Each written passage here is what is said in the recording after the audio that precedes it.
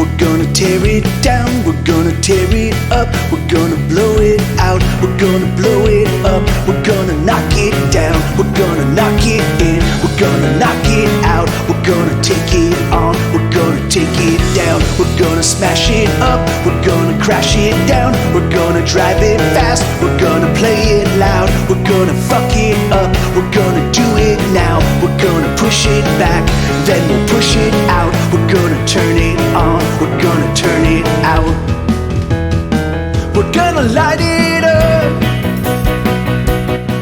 and set the world on fire, and everybody's gonna be alive. We're gonna light it up and set the world on fire, but everybody's gonna be alright. Come on, come on, come on, throw a little dynamite. Come on, come on, come on, throw a little dynamite. It's gonna be alright. Let's watch a fucker burn. Let's watch a fucker burn. Let's watch a fucker burn. Let's watch a fucker burn.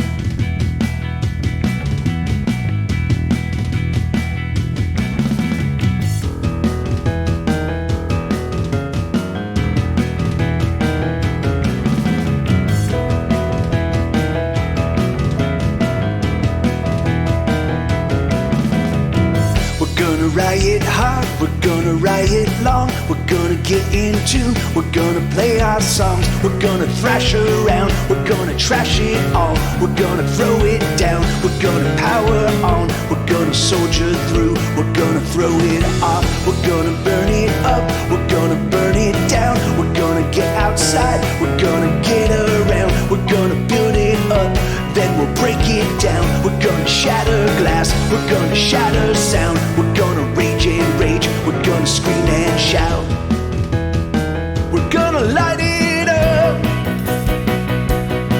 and set the world on fire, and everybody's gonna be alive. We're gonna light it up and set the world on fire, but everybody's gonna be alright. Come on, come on, come on, throw a little dynamite. Come on, come on, come on, throw a little dynamite. It's gonna be alright. Let's watch a fucker burn. Let's watch a fucker burn. Let's watch a fucker burn. Let's watch a fucker burn.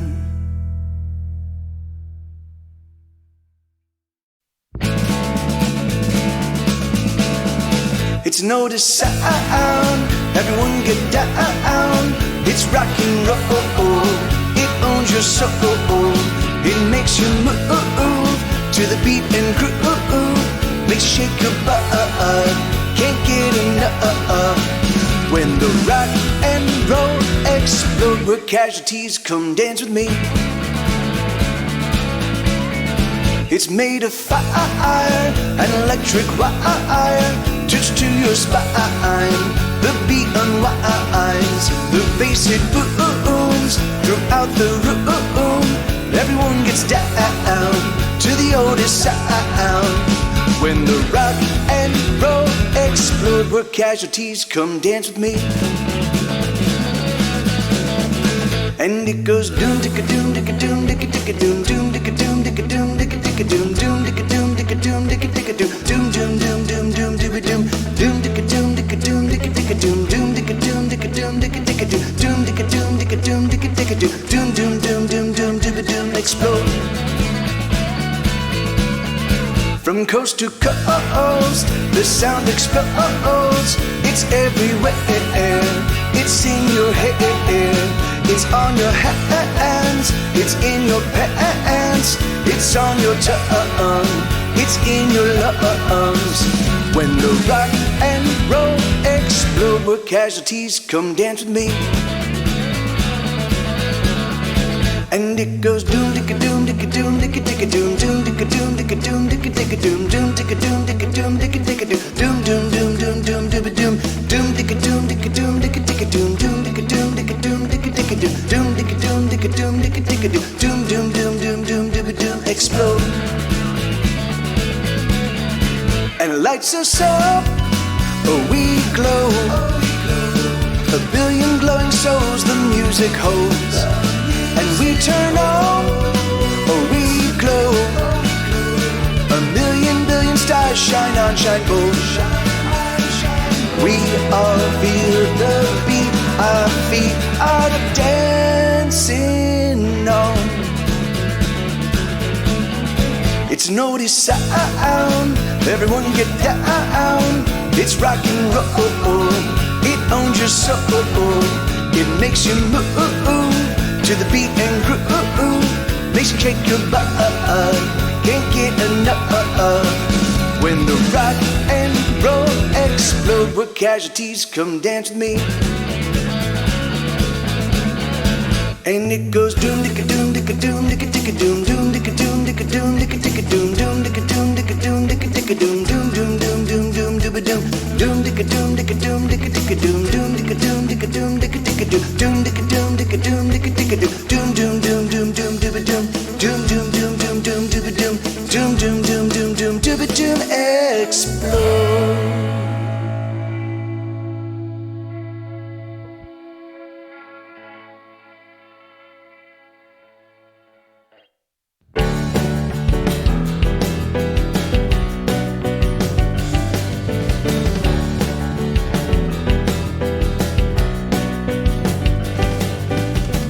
Mother says that we should stick together. When we're together, everyone lives better lives. Everyone survives. Mother says that we should do much better. We should endeavor to never tell a lie. It's tough enough, alright, but we know we will never get it right. It's too much. It's too hard. So, hey everybody. Good to see you. Yeah, so I'm not gonna be doing a significant stream. This is gonna be loud. Kurt, well, whatever, fuck it. All right. If you're wearing headphones, unplug your head or take your headphones out just for a second. I'm gonna plug this in. I shouldn't have. Hey, Mechaholic, how you doing, brother? Good to see you, man. All right. If you're wearing headphones, pull them out real quick, and there you go. Okay, put them back in. Sorry about that. Yeah, so I did play the guitar today, but I was recording Jared Jensen's song. So Lenina and Bluefront, my intention was to have your song by today. Hey, right on. That's awesome, Mechaholic. I'm just a slacker. It took me 3 days. It took me 3 days to get Jared's song recorded. I will have your song for you by the end of this week. I'm going to do a couple hour stream tomorrow. I'm going to take New Year's Day off, and then on the 2nd, I'm going to be back up and running, and I'm going to start getting all my ducks in a row, and I'm going to start working on the chat album. I'm going to start writing songs for you guys. You know, I'm just going to start taking care of everything. So yes, the first song I'm going to write in the new year will be yeah, anyway, it'll be Blue and Lenina's song. So, all right, so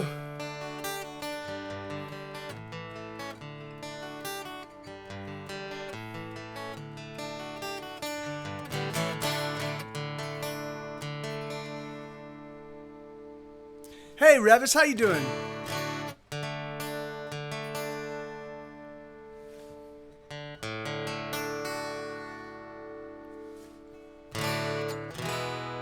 Yeah, I mean, it's crazy, Riley, because I already have 4 releases queued up, right? So the chat out, I'm going to be recording 10 new songs this year that are actually going to get released, and otherwise I have Hesitation Cuts, the family friendly version to release. That's going to come out in about 3 months. I have hey, awesome, hello, Revis's mom. I have the family friendly of Hesitation Cuts that's going to get released in about 3 months. I have the Get Set Go does Get Set Go, the 18-song live album that I recorded with a 5-piece band in 2008 that's never been released. So that's going to come out finally. Then I also have the MikeTVLive album that's of Hesitation Cuts. So it's going to be all the acoustic renditions of the Hesitation Cuts album. So that for those that prefer to hear it with just acoustic guitar and one vocal. And then I'm also going to be releasing the Chat album at the end of the year. So that's 4 releases. So basically every 3 months a new release is going to come out. Whatever. So I don't need to write a single song. But I am going to write. So I am going to write throughout 2020. I'm going to write songs. I think most of them are going to be about you guys. I think I'm going to write one song about one person in the chat. That's a regular in the chat every single week. And then that will be my 2021 release. I'll put that out. So anyway, just as a way of saying thanks for you guys kind of keeping me afloat. And I guess I also have to do it with my Patreon people. So so I'll have to kind of figure out how I prioritize that and how I the thing is but I'm gonna and I might and the thing is with me when I start writing songs, I keep writing songs. So I'm like I'll just do one a week. And right now because I'm playing a couple of games and I've just been having a good time, just kind of slacking off. I'm 100% certain that I will be able to keep slacking off for a little while, but I will get to a point where I'll have 6 or 7 or 10 songs and they'll all be decent. And then I'll be like, oh, this is too much fun. And then I'll start writing with a lot more regularity. So I could end up with another 100 songs in 2020. That's entirely possible, which is my MO. So, but I'm not planning on that. I'm not worrying about that. I'm not focused on that. I've got so many releases for 2020. I don't need anything. So, all right. So let's see. What do you guys? I'm just gonna play. I haven't played this one in a while.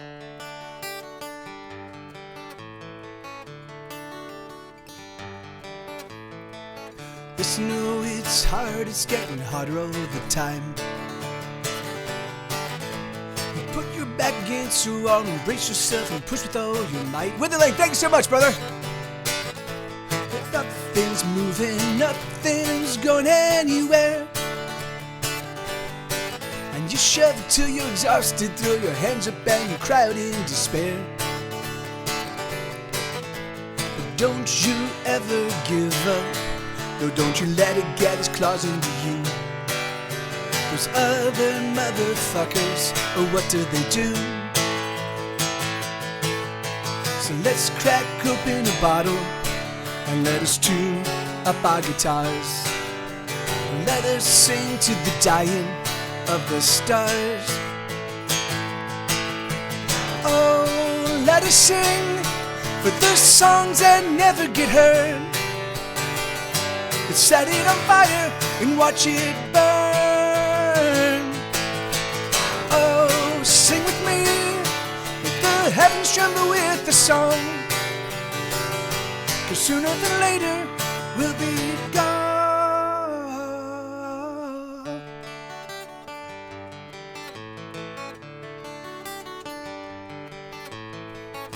There's thieves and liars everywhere you turn. And the more time that you spend with them, the more like them you'll become, you'll learn. And I hate to say it, but I don't like we've arrived. Where the rich keep getting richer and the poor, well, the poor, they just keep dying.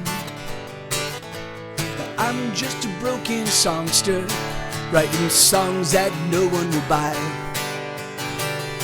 I have no power to make things right. And here's another song, love, a song I sing with all of my heart. I know it's tough and it's falling apart.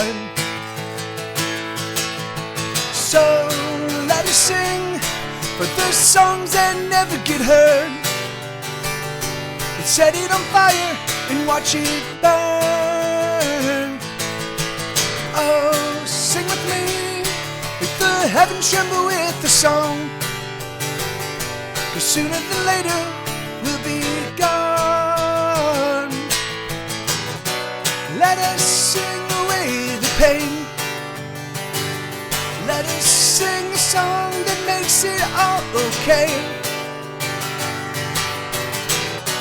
Should I sing a bit too long? Oh, I hope you'll forgive me this song.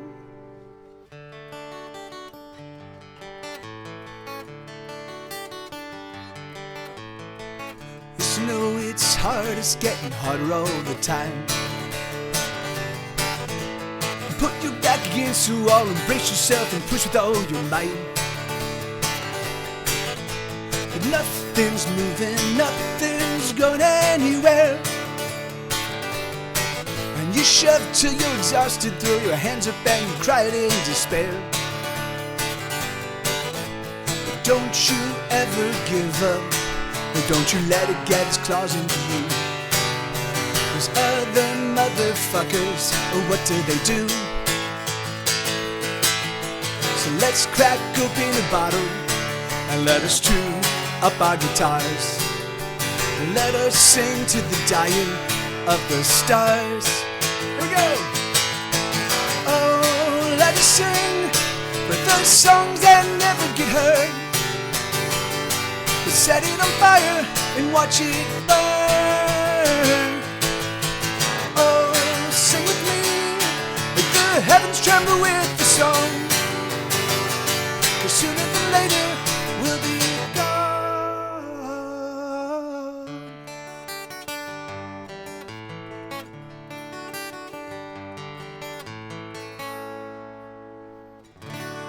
That wasn't too bad. That wasn't too bad. Yeah, that was, I could play that little arpeggio a little bit better, but that wasn't too bad. I've not warmed up my voice. I did sing. Hey, thank you, Elix, and thank you, Riley. Thank you, Zoe. How you doing, Zoe? Good to see you. Good to see you, Elix. How you doing, brother? Thank you, Riley. That song. Yeah, I didn't warm up my voice. I did sing today because I recorded. I got Jared's song out of the way. So it's not done. Jared is actually has entreated Eric Summer to play viola, and Eric has agreed. So Eric's gonna play viola on the song I wrote for him, and then Schmed's gonna play bass and piano. So what I'm gonna do is I got the acoustic guitars down, the vocals down, percussion down. I'm gonna send it to Schmed. He's gonna lay down the bass. And then I'm gonna send it to Eric and have him lay down the viola. And then I'm gonna listen to all those parts, and then I'm gonna figure out what the drum, how I want to lay the drums in, because I don't want what the drum parts to step on their parts, you know. So and then I'm gonna go from the violas. I'm gonna go back to Schmed for the piano. No. I'm gonna go for the violas to me. I'm gonna throw in the drums, and then I'm gonna send it back to Schmed, and then get him to lay in the piano. So it's gonna be great. So yeah, and I think that that's will be a. I mean, the thing is that they're not gonna be doing it for free. But I do think that if that's a possibility. If you guys if you have songs. You know, if you have a song and or you want me to write a song for you and you want them to play on it, the thing is they'll do it for like the amount of work. First off, when you hire them to do anything, you're getting thousands of hours of practice, hundreds and hundreds and hundreds, if not thousands of hours of songwriting, like parts writing ability. Schmed certainly has written Schmed has written as much as I have during over the course of his life. He got a 20-year jump on me. So and then Eric has been writing parts for 20 years. So it's like so just awesome. Yeah. So anyway, so that's now a possibility, because I'm like guys, well, because I was like, look, if Jared were able to kick you guys down a little cash, would you be interested in writing some parts? And they're like, yeah, so that'd be great. So that's great. So now I think they'll be open to that. I think I could sell them on that, particularly if I'm writing songs for you guys. So anyway, so I'm just letting you know that if that's what you want, we can. It's entirely possible. So that's all I'm saying. Here we go. All right, so let's get some more rock and roll happening. All right, so let's do a song you can jump around to, right? It's no sound, everyone get down. It's rock and roll, it owns your soul. It makes you move to the beat and groove, makes you shake your butt, can't get enough. When the rock and roll explode with casualties, come dance with me. It's made of fire and electric wire, touched to your spine.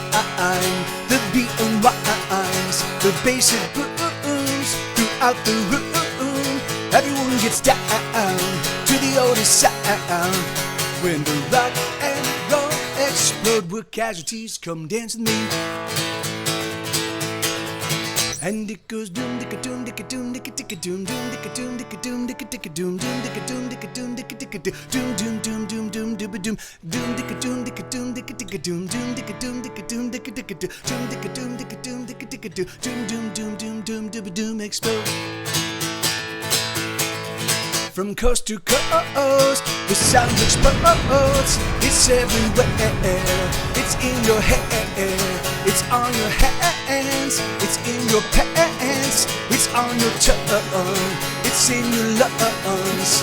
When the rock and roll explode, with casualties, come dance with me.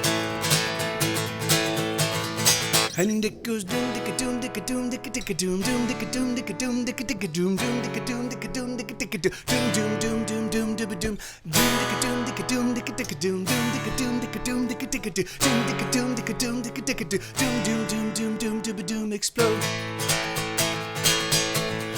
And lights us up, we glow. A million glowing souls the music holds, and we turn on. Yes, we glow. A million billion stars shine on, shine bold. We all feel the beat. Our feet are dancing on. It's notice sound. Everyone get down. It's rock and roll. It owns your soul. It makes you move to the beat and groove. Makes you shake your butt.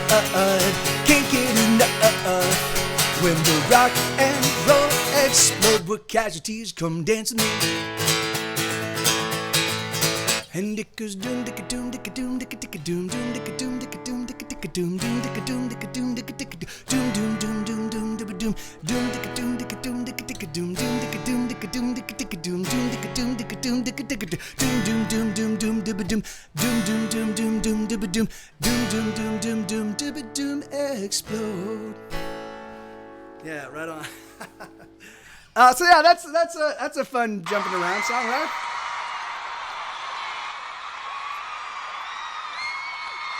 Dankeschön, darling, Dankeschön. All right, so I'm only gonna go for a couple hours. So I'm gonna go till 8 tonight.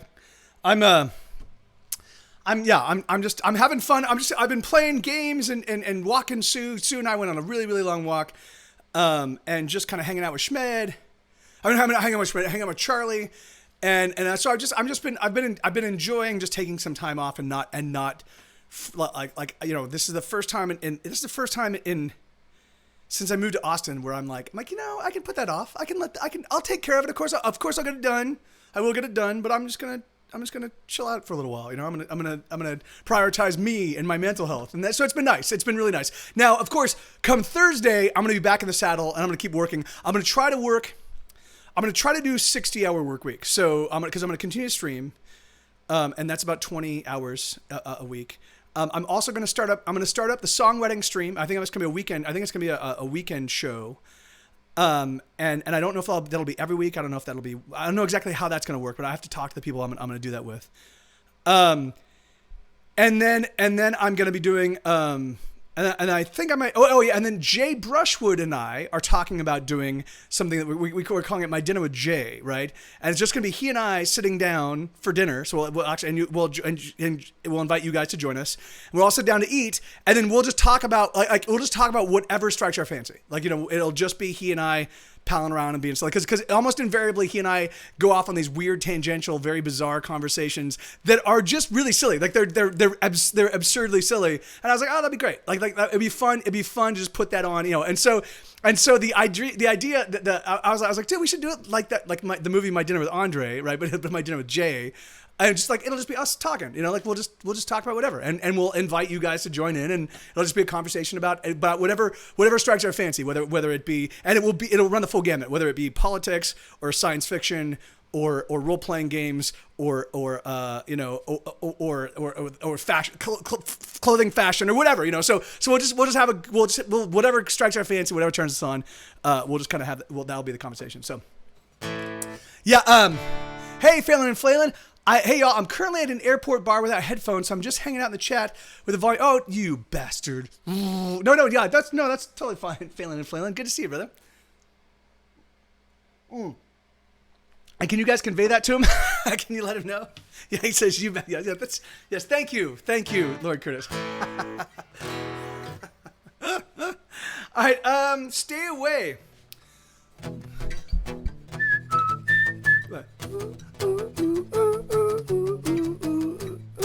So this is normally done in falsetto, but my falsetto is not really.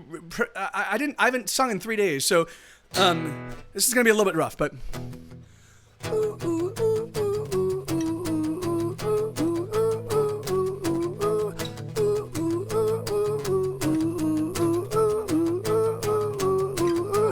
I'm a criminal on Fridays. I do drugs and buy them too. Stole a car to get to downtown. That's the sort of shit I pull. Stay away from me. I'm only gonna pull you down. I am a reprobate, a hooligan, the devil's man. You don't want me around. Stay away from me. I'm only gonna pull you down. I am a bitter pill, lost cause and never well, and you don't want me around. Stay away from me. Can't you see I'm all bad? I'm the worst you never had. Oh, stay away from me. Can't you see I'm all bad? I'm the worst you never had.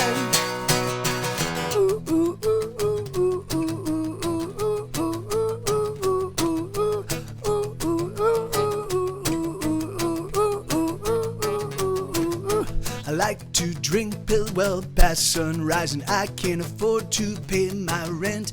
I like pills that give me some high. I like pills that get me bent. Stay away from me. I'm only gonna pull you down. I am a bitter pill, a lost cause, and never well, and you don't want me around. Stay away from me. I'm only gonna pull you down. I am a reprobate, a hooligan, the devil's man. You don't want me around. Stay away from me. Can't you see I'm all bad? I'm the worst you never had. Oh, stay away from me. Can't you see I'm all bad? I'm the worst you never had.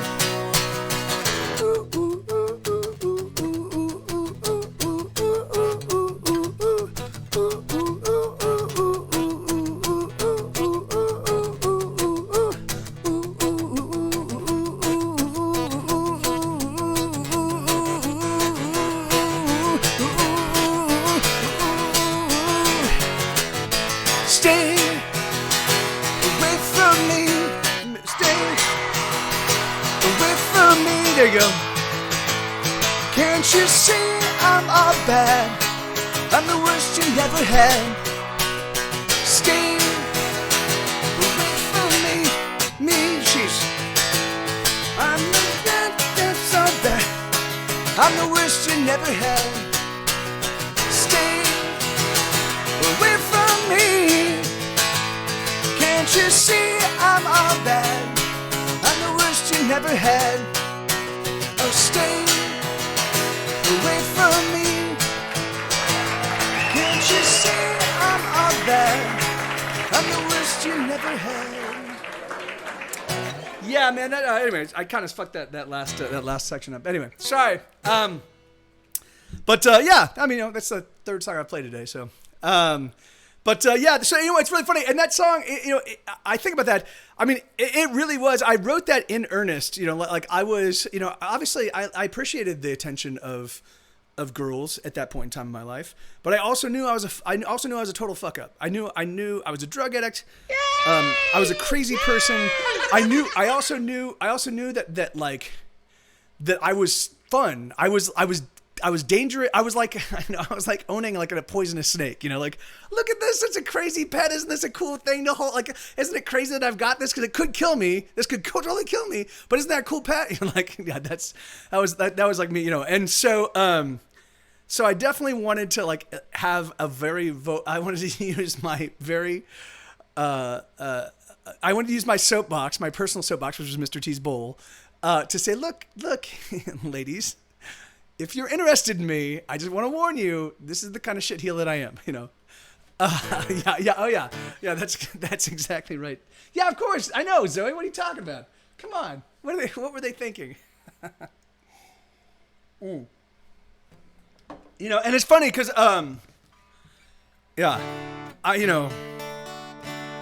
So Mechaholic. So tell me about this bass you bought, dude.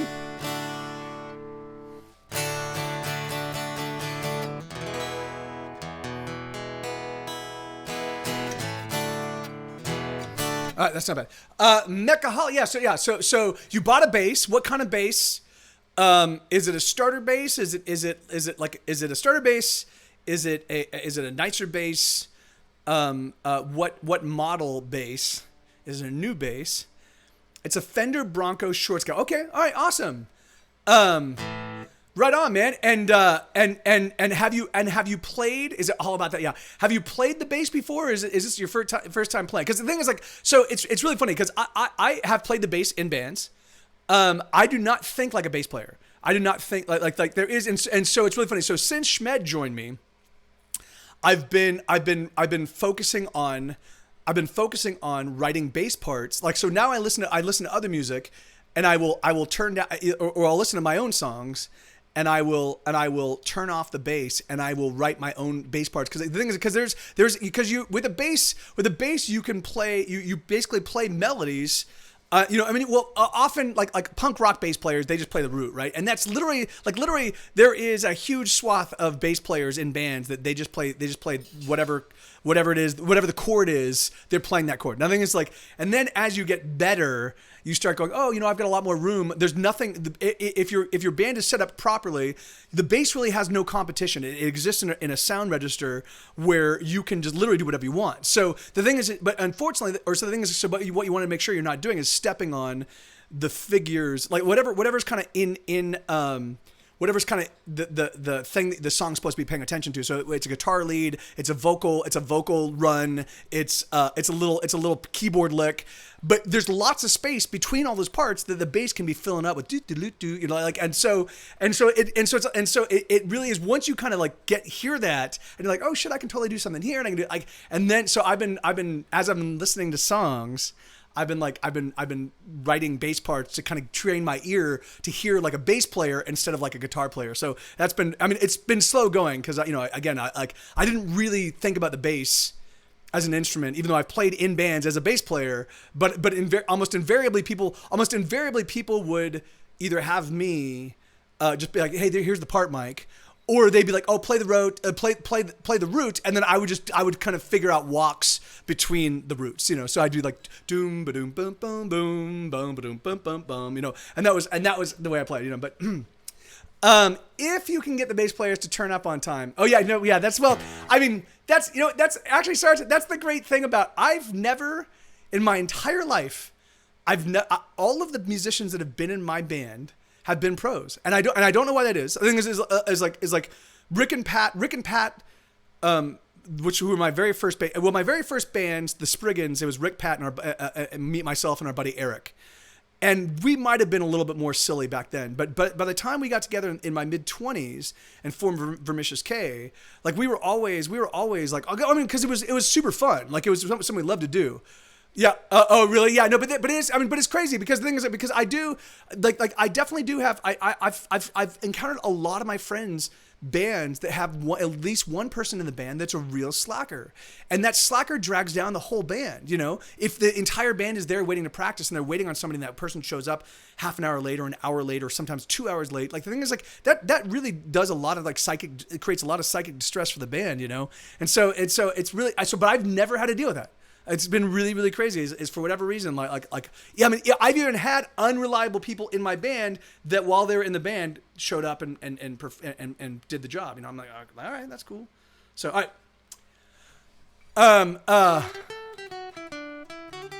And so yeah, and so Mechaholics, you've had it for 24 hours. That's awesome, man. So, are you? Well, I can, if you want, dude. I can send you some simple Get Set Go chord charts, so you can just play the roots and just kind of get a feel for playing along. Oh yeah, no, and that's amen. Amen. I do. Hey, Kid Crooner, how you doing, man? I do feel that the thing is I totally understand if you're a drummer, right? If you're a drummer, the thing is drummers often don't have a lot to contribute to the band. I mean, but that's not so. Drummers let the audience know how to feel about a band, right? But the thing is but drummers don't get any real serious ownership of the music, right? There's nothing that they do that can be copyrighted and like, so unless the band all decides to give co-writing ownership to the entire band, often there's not a lot of financial incentive. The thing is because almost every other band member usually contributes a song or two, or at least contributes some song ideas that gets turned into a song. Like the thing is, all of them have vehicles for which they can actually get some sort of ownership of the music, but the drummers don't. So I've definitely run across like mercenarial drummers where I'm like, all right, man, you know. But the thing is like, but again, if you're all about the paying gigs, then you better be there on time and you better be fucking on point. You know, the thing is like, if that's the way you're gonna operate, then you better fucking be a professional. You know, and so. And then there is Neil Peart, and there's Neil Peart and every other who's it? What's his name from Jane's Addiction? Steven something, and he was like in literally like 6 bands, a lot of which played at Mr. T's and occasionally played for me. Steve Perkins was that his name? I think it is. But he was Jane's Addiction's drummer, and he played with Mike Watt, and he played with. I was always early about the music. Yeah, amen. Yeah. I mean, you know, yeah, man. The thing is like you kind of have to if you're gonna make a decent amount of money off of music. The thing is, you kind of have to do it for a couple of years where you're making no money. You have to be like, okay, this is what we're doing. And you needed like, you just, and it sucks. So if you're doing that, if you start doing that and you're not 19 years old, basically people your entire family goes running for the hills. Your girlfriend goes running for the hills. A lot of the people in your life go running for the hills. Cause you're like, yeah, this is like, I need to make my living as a musician. I mean, I did that when I was 26 years old. I was like, okay, fuck it. I'm just going to make music full time and figure it out, you know? And I made no money for 2 years. I literally made them. I was living off the largesse of my friends, but it took me that long to kind of figure out how to write songs and how to perform and how to play and that was my whole focus. And so I treated it like a day job, and I worked, you know, umpteen hours a day. Well, not a day, but I mean, I probably put in 6 to 8 or 10 hours a day writing songs and playing and practicing and performing and what have you. And then I got to the point where, you know, where people were paying me things, and we put together a unit that was decent enough to start looking for a record deal, and we brought in a producer, Ben Vaughn, and he produced a little 3-song EP, and we used that as our calling card, and we started, you know, and we eventually got a record deal, you know. But it's like, no, yeah, and that's the great thing, right? Sarge is like, so now the great thing is it doesn't matter. You can start at any point in time. You know, it's all about the music, and it's all about finding somebody. If you're, it's all about building your audience, and then once you've gotten a decent audience, then it's like, okay, now if I want to get to the next level, let me go look for a team of people, whether it be a record label or whether I bring in individuals and create my own team that are going to help me grow the band from here, you know. So it's just, yeah, it's like, which is something that I'm not willing to do. I really should be willing to do that. I really should. I'm at a point now where I definitely feel like my growth is being stunted because I don't have anybody in my corner except for me. But at the same time, like, I've reached out to a handful of my friends that are kind of like on the next rung up. You know, and I'm like, you know, and whenever I reach out, I'm like, hey, can you turn me on to somebody that can do this for me or something like that? There's always pushback, And so I'm like, all right, well then fuck you. You know, certainly I helped you out 1,000 times. I literally gave you your start. I gave you Mr. T's bowl. I had a built-in audience. I allowed you to cut your teeth. But if you're not willing to help me out, then all right, I love you. I still love you. I still love your music. I still love your band. But like, fuck you, you know. And so I can't do anything about that. You know, fuck it. I can't do anything about that. If people are gonna feel, you know, like, and I get it. I get it, you know, like you know, I write music that is, you know, like I have an ode to the vagina. You know, there's not a lot of people are going to get into odes to the vagina.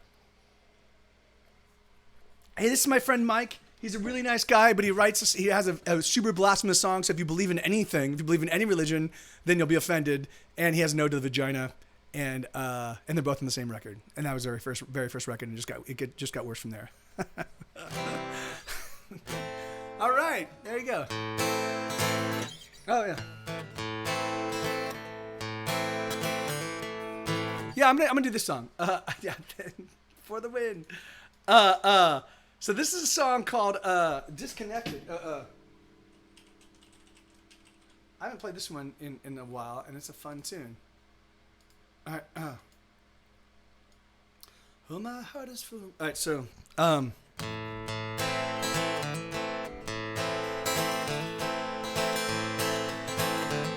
Hey, Riley, that's awesome. Oh, my heart is full of sand, and my intellect's unmanned, and my joy has been remanded without bond, and my fires do not burn, and my yearnings do not yearn, and I want for one, it's all I want. There is nothing I can do, I've been bled dry, it's true.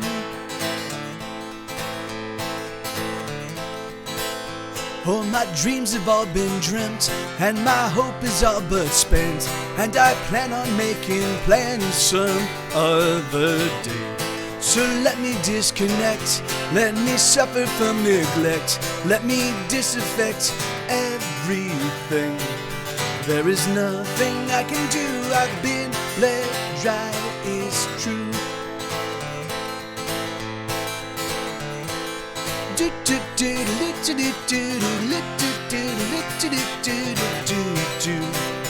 I don't know what to do. There we go.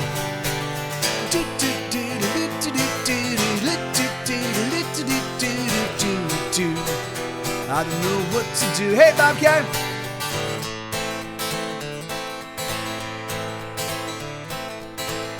Oh, my dreams have all been dreams, and my where's that? Oh, that's not right. So here we go. Oh, my star has lost its shine, and the darkness I've made mine, and my way is lost and I don't mind at all. My voice is barely heard, and I cannot find the words as I sit alone in my bedroom. There is nothing I can do, I've been bled dry, it's true.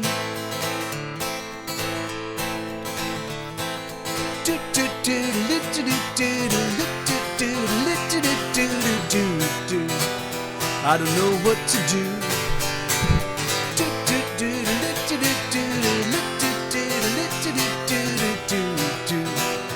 I don't know what to do.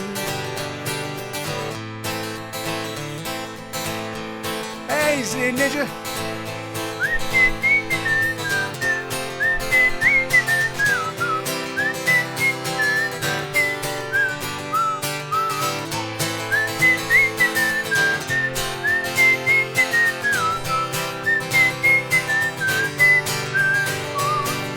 There is nothing I can do, I've been bled dry, it's true.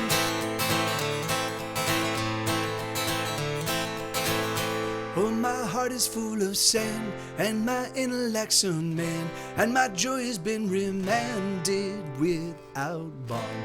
Oh, my fires do not burn, and my yearnings do not yearn. All I want for one, it's all I want. There is nothing I can do, I've been bled dry, it's true. Yeah, right on. So that's a song called Disconnected. I haven't played that one in a while. Things I Need to Know. Is that a Jen? So yes, it is. It's a Jen request. Hell yeah. How you doing, Jen? Good to see you. Happy New Year's. Yeah. So I guess you guys Sarge, and New Zealand Ninja. It's basically it's New Year's Eve, right? It is New Year's Eve there. You guys are like 17 hours ahead, right?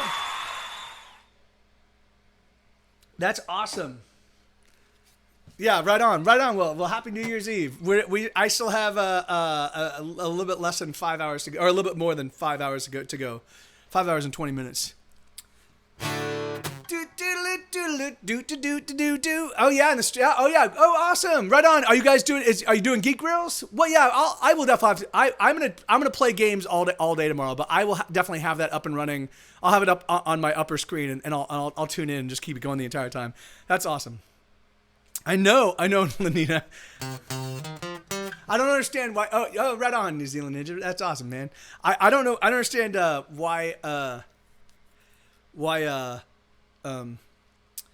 people don't, like, obviously Sarge is I think like 17 years or 17 hours in the future. Like, all he needs to do is look up the winning California lottery numbers. I guess winning Texas lottery numbers now. I don't. Does Texas have a lotto? I don't know. But California does. California has a lotto. Like, if you just look up those California lottery numbers, give them to me, I'll play them, the winning numbers, and I'll split the money with you. Right? There you go. Come on, Sarge, for Christ's sakes. Do they? It's so funny. I've never even. Oh yeah. So here's a crazy story. I don't think I've ever told on this stream. So this is my life. This is the weird. All right. So in California, there used to be a show called I think it was called The Big Spin, and there was a guy by the name of.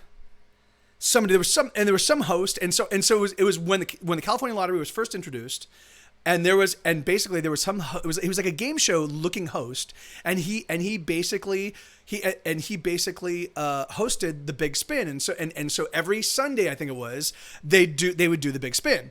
So he would film in Los Angeles, but he lived in the desert where I grew up, and his niece was living with him, and his niece was a girlfriend of mine named Rainbow. Not a girlfriend like we were dating, but she was, and Rainbow used to live in Los Angeles, and Rainbow used to be part of. There is I think it's called the New Art. There was this amazing, a long running Rocky Horror Picture Show group of people that did like this really wild and raucous, crazy Rocky Horror Picture Show. So she knew all of the Rocky Horror Picture Show lines. So she took us out to somewhere. I don't think it was LA. I don't think we went to the New Art. So we went to this place, and we saw it. And we're like, oh my God, this is amazing. Let's do this in Palm Springs. So all of us, we were the cast. So I played Brad. I played Brad. Yeah, so because I had glasses at the time. So I played Brad. I wasn't tall enough, but so I played Brad, and I also played Eddie, and occasionally I would fill in for Rocky, right? So and those were my three roles. And we would literally do the Rocky Horror Picture Show at I forget what, there was some Palm Springs theater. So, and we're all in high school at this point in time. We're all like theater geeks, And so we're in high school, and so we would all of us would hang out. So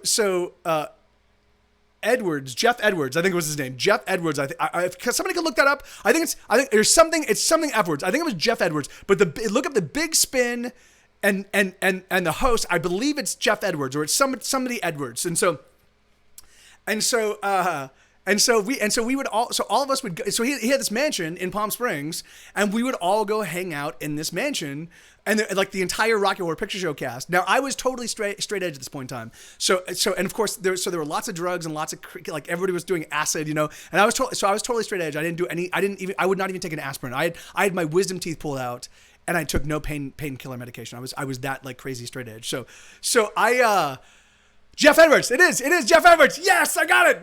Oh my God. That is a memory. The fact that I pulled that out of my fucking brain, I have not thought about that guy. I have not thought about that guy in a fucking 1,000 years. And so New Zealand Ninja, and it was every single weekend, right? And so we would, every single weekend, we'd all get together, and it was a crazy, and our cast, we were all pretty fucking awesome, and we were all pretty spot on. And we had a buddy of mine, Bo Flores. He did a fucking drop down, like knockdown, drag out, like beautifully spot on, perfect.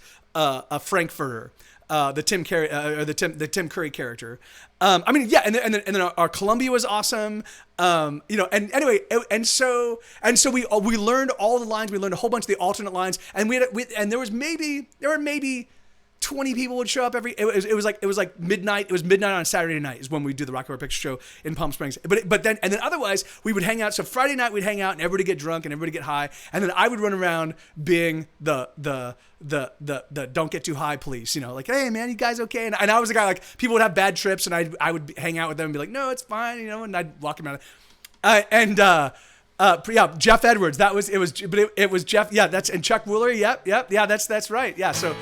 So during the Jeff Edwards era, this is when we were doing this, right?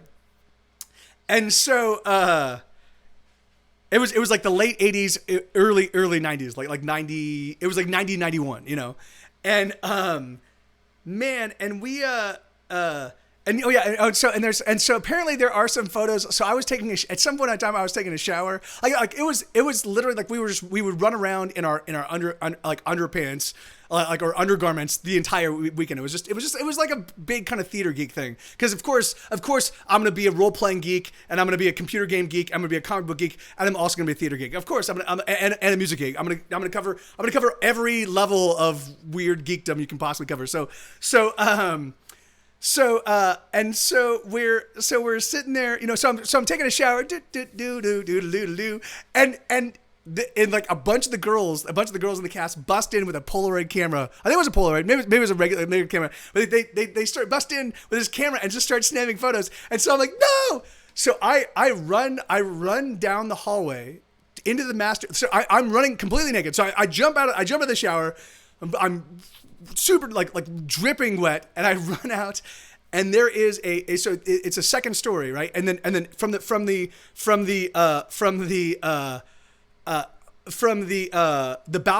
balcony in the master bedroom, there's a swimming pool. It overlooks a swimming pool. So I run and I just jump out, and I'm like, ah, and I jump into the swimming pool, and I'm like, get out, and that was better, right? Because that I could then use the pool to hide my nakedness. But apparently there are still photos of me, like, in the buff, like my ass, like I'm like, running to the anyway, that's what I heard. So here we go. All right, so sorry, Jen. This is a song called Things I Need to Know, and this is for the Jen.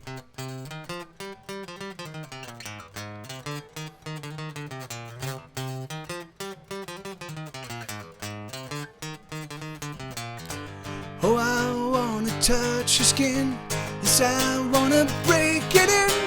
Oh, I need to feel her weight, the way her body lays, her body on display.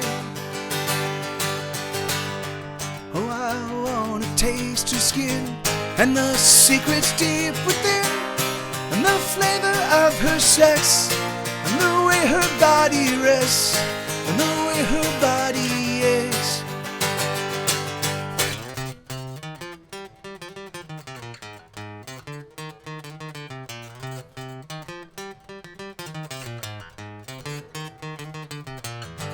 Oh, I wanna know, oh, I need to know her flesh, and the softness of her breasts, and the things that make her sweat, and the things that make her scream.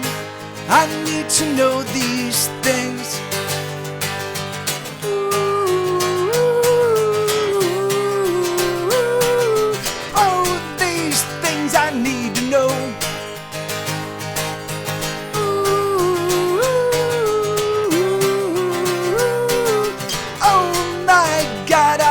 Control. I've lost control. Thank you, Sign Master.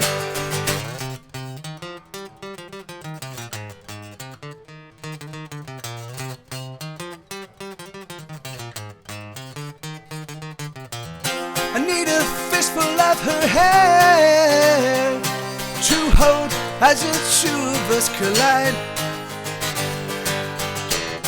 and the fury that we share will spill from me to her deep inside.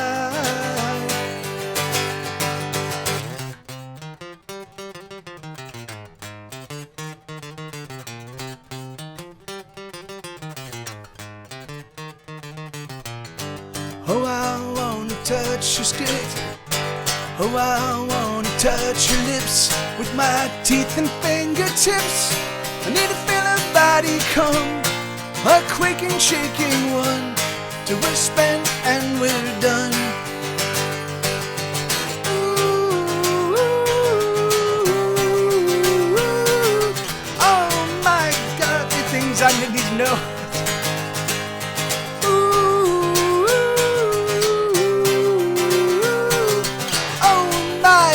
I've lost control. I've lost control.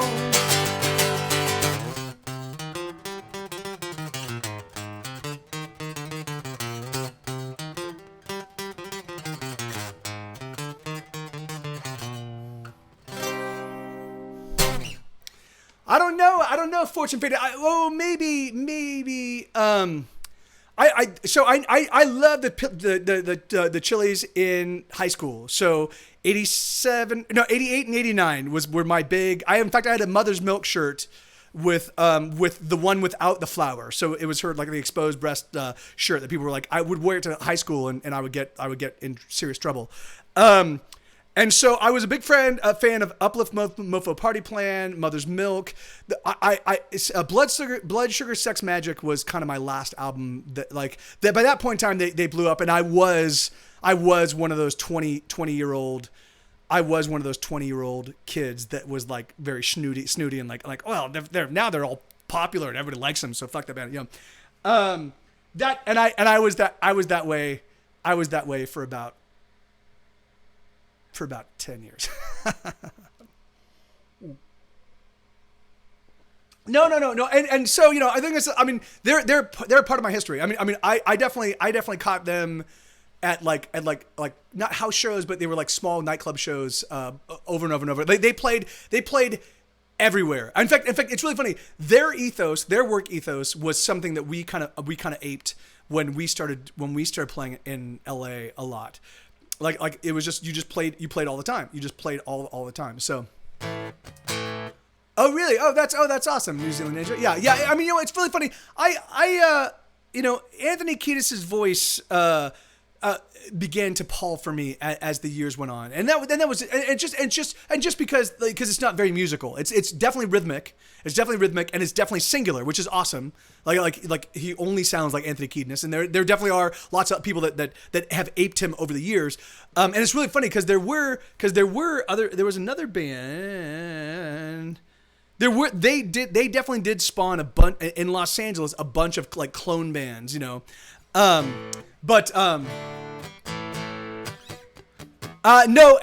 Jen. No one is. Yeah. So you know, yeah. I mean, it just, you know, like my taste in music as I've gotten older. You know, I've become more. I've fallen more in love with musical music, but also musical music in my vein, right? So like Elliott Smith and Quasi and Nick Drake and Leonard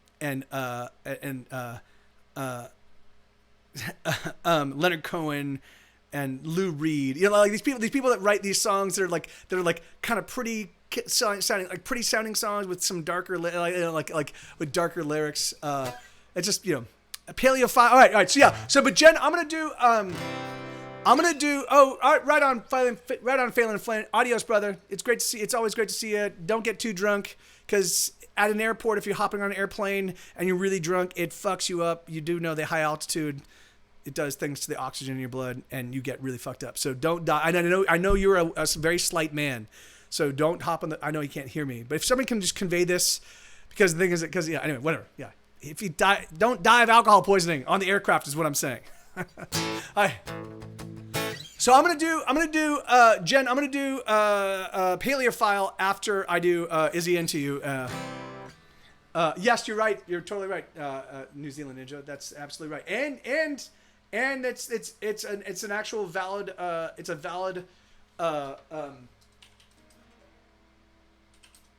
It's a valid argument, because the thing is that, like, yeah, depending on how much booze you have, yeah, when you're, I mean, it's not even you disrupting.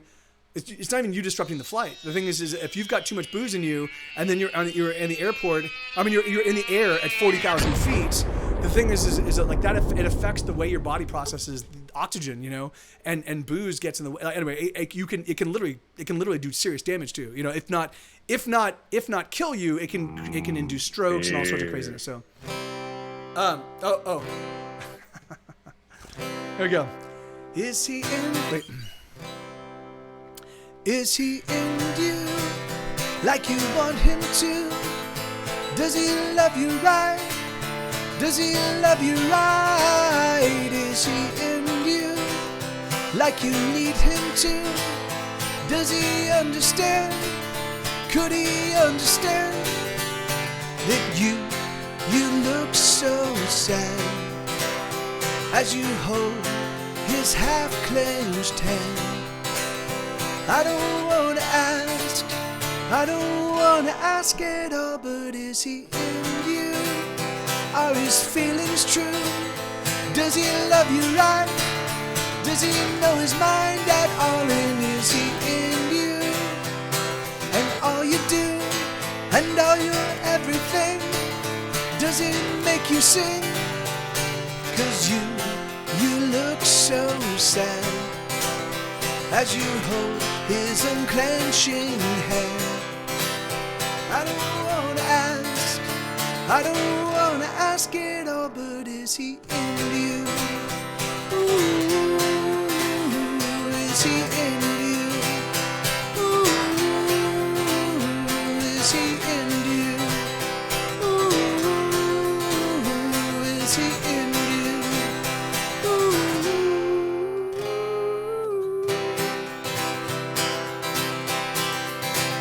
Is he in you? Is he true as blue? Does he make you smile like you used to smile?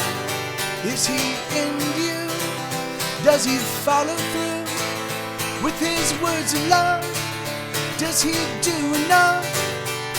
'Cause you look so sad as you hold his half-clenched hand. I don't wanna ask it all, but is he in you like you want him to? Does he love you right? Does he love you right? Is he in you like you need him to? Does he understand? Could he understand that you look so sad as you hold his half-clenched hand? I don't wanna ask it all, but is he in you? Ooh, is he in you? Ooh, is he in you? Ooh, is he in you? Ooh.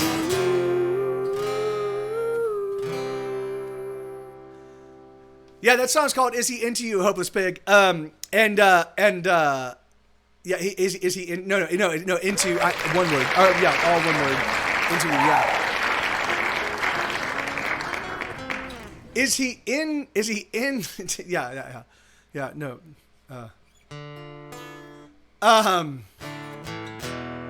Yeah, man. Yeah, New Zealand Ninja. Yeah, dude. That's a pretty common thing, right? Even. It does take a lot. It does take a lot. I discovered this recently because I was drinking a whole extra ton of booze when Katie was here. It was an everyday kind of first thing in the morning till at night thing that was killing me slowly but surely. I was like, oh, this is great. This is not only are we constantly constantly friction between us, but great. We also have it is Helpless Peg. Yeah, it is. In fact, I think like a 300 divided by 50. It's there's about an eighth of my songs is on the new record. Seventh of the songs. But I or seventh of the, wait no that a sixth of my songs rather. 6 times 5 is 30. So Yeah, well, I mean, so it's really funny. So the thing is like so it takes a lot. You have to really drink a lot of booze to start experiencing DTs, right? To really, but the thing is, like I mean, a lot of booze all the time. Like you have to, because what you're doing is but even so, you do, like the thing that booze does to your brain is basically. Booze is a depressant, right? So what happens is your brain wants to operate as it normally does. So you throw in this depressant and you keep the depressant in your body all the time. And so your brain goes, oh shit, what we need to do is we need to ramp up. Hey, human being, how you doing, man? Your brain goes, oh, we need to ramp up our operations, right? And so what happens is, and so then when you stop drinking, and this is why when you stop drinking, often you experience anxiety, often you experience insomnia, you experience like the shakes, or you experience because what's happening is you get your brain like kind of like kicking into overdrive because it's trying to overcome the depressant that is constantly in your body, and so then when you walk away from it. Your brain is still actively like, all right, we're running a marathon, and so anyway, it's a good thing to just give your body and your brain a break, or if not. If you're not, I was getting really bad at one point in my life. Then I suspected I was pregnant, so I stopped. Oh wow, that's. Oh, that's great. Well, that's awesome, Lenina. Yeah, and it is. It's crazy because the thing is like you don't. So as somebody who has managed multiple addictions throughout his life, like the thing is you don't have to walk away 100%, right? The thing is like if you can, that's awesome. A lot of people can't. But the thing is like but you definitely should pull back from time to time, and then you should also be making. If you often at least what this was with me and I know and I can't talk about, but the thing is and friends and contemporaries and other people that I went through various programs with, what happens is you get into a spiral, right? You get into this thing where you feel down and you feel like shit and you feel like you're making terrible choices, and so you drink to ignore those terrible choices, and then you make more terrible choices, and then you drink to like, and it becomes this repetitious cycle, right? And so the thing is like, so the key thing is to like, first off, be gentle with yourself. Be like, hey, this happens to. This happens to hundreds and hundreds of people in your circle all the time, much less, like it's a common thing, right? The availability of booze and the fact that it's such a social lubricant, it happens all the time, and then the thing is like the thing is just take care of yourself, just be like, okay, like I'm doing okay. Let me pull back a little bit. I don't need to stop. I don't need to like, I think is it like take care of your stuff. Like I use it. So for me, when I'm at my best, I'm using booze as a reward, right? So I'm like, okay, I'm going to take care of all these things. I'm going to do all this stuff. And then I'll allow myself a cocktail, and I'll do 3 2-ounce cocktails of vodka in a night, maybe I'll give myself a fourth, and by doing that, and by by allowing myself to get the buzz, but not allowing myself to get completely hammered, the thing is I prevent hangovers. I prevent feeling that terrible feeling of like I'm a piece of shit, and it's and the thing is, and it also allows me to enjoy the booze and be like, yeah, this is great. I worked hard. This booze is my reward.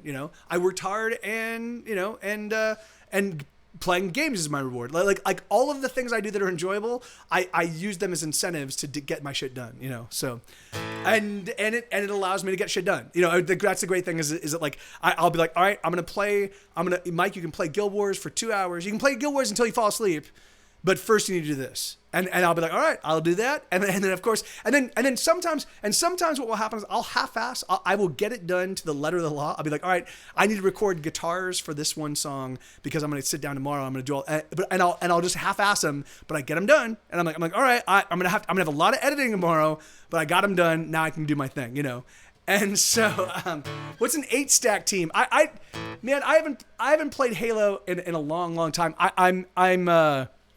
The original Halo, I was pretty awesome at. We played a lot of the very original Halo, and I definitely played. I played a lot of Destiny, which same guys.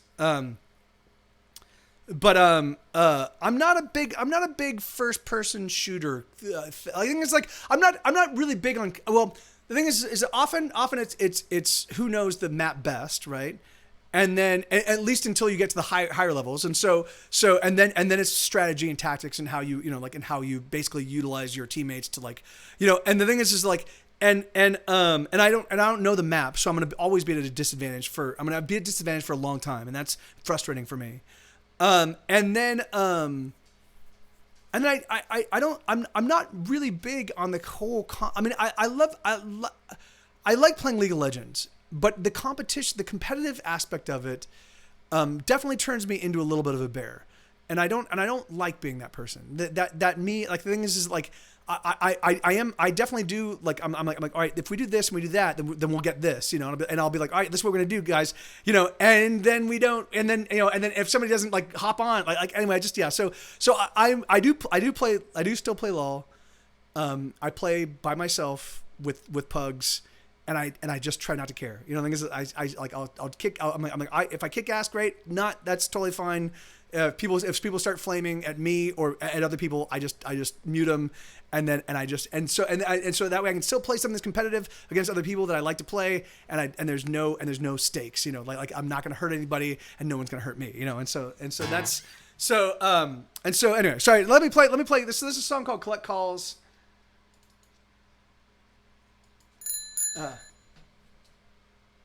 No, do you guys play on Xbox? Because I don't have any console stuff. PC, okay, huh? Let me think about it. Do keep on me about it. The thing is like often, like that's the best way. Oh, you're right, Paleophile. You're right. Sorry, Jen, Paleophile. You're right. That's the best way to get me to play something with anybody. It's just stay on it and be like, hey man, come play. Because at some point in time, I won't have anything to do, and I'll be like, all right, you know what? All right, I'll hop on and I'll install it. Let me play. And so I mean I started playing WoW again because Danny, we were playing Guild Wars and Guild Wars. It's so funny. For whatever reason, people seem to find that Guild Wars is a really complicated game. I don't think so. I think it's a fun and beautiful game. But so Danny was like, let's play some Guild Wars, or no, so let's play some WoW. And I'm like, I haven't played WoW in 1,000 years, but I revived my account, and it turns out that the late game content they have now, it's pretty fun. So I'm like, okay, so I've been doing that. So the thing is that there's no, if you had told me 6 months ago, Mike, will you ever play WoW again? I'd be like, no fucking way. But now, you're totally right. Guild Peace. Here we go. So this is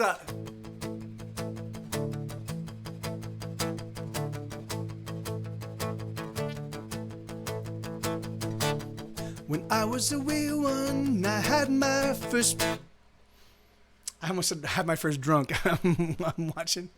I was reading Bobcat's thing. When I was a wee one, I had my first drunk.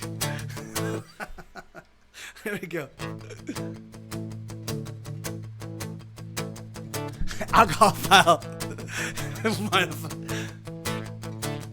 When I was a wee one, I had my first crush. Those tiny fossil arms made me blush. That neck, that horn, that tush, that never-ending smile. That's when I knew I was a paleophile. It may be a sin, but that toothy grin drives me wild. I'm not into boys or girls, I just want dinosaurs. I want my dino-whore. Omnivore, carnivore, herbivore. I'll fuck 'em all till I'm dinosaur. Who? Ginosaurus, okay. No. Archaeopteryx, Archaeopteryx, extend those sexy wings. It makes me think the naughtiest things. Brontosaurus with your neck so very long. I could stroke it all night long. Velociraptor, give me some more, you big dickosaur. I'll fuck 'em all till I'm dinosaur. Megalosaur, give me your ultra megalodon. Seismosaurus, you shake me, you're breaking my heart, heart on. I wanna go back to the past for that sweet dino ass. Wind back the clock, tickety-tock for that fat dino cock. Please take me home, I'm all alone, stuck in a world with that dinosaur. Dinosaurs. Huh.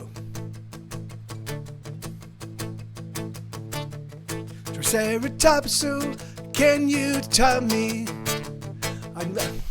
Triceratops, so can you tell me? You make me horny to the power of 3. I have only one wish for my Mesozoic date. I wanna. Lenina, you're fucking destroying me right now.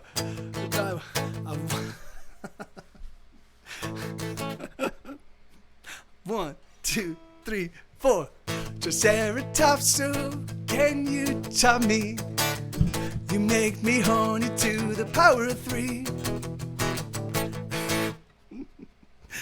Guys, fucking will you please? I have to stop. I have to stop reading the chat. Here we go. Here we go. Here we go. Triceratops, so can you tell me? You make me horny to the power of 3. I have only one wish for my Mesozoic date. I want a T-Rex to masturbate.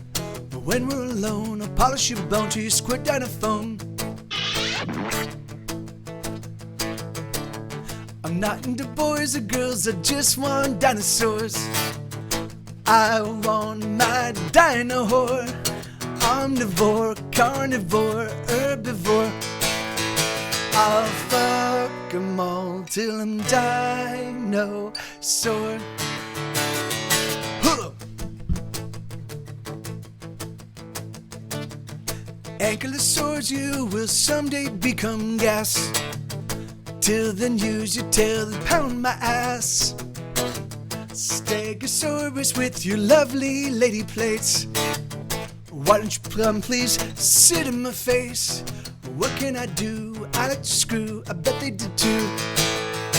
I'll fuck 'em all till I'm dinosaur.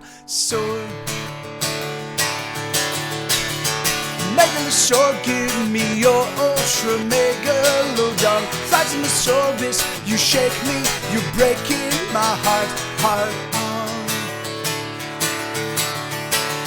I wanna go back to the past for that sweet dino ass. Wind back the clock, tickety-tock for that fat dino cock. Please take me home, I'm all alone, stuck in a world without dinosaurs.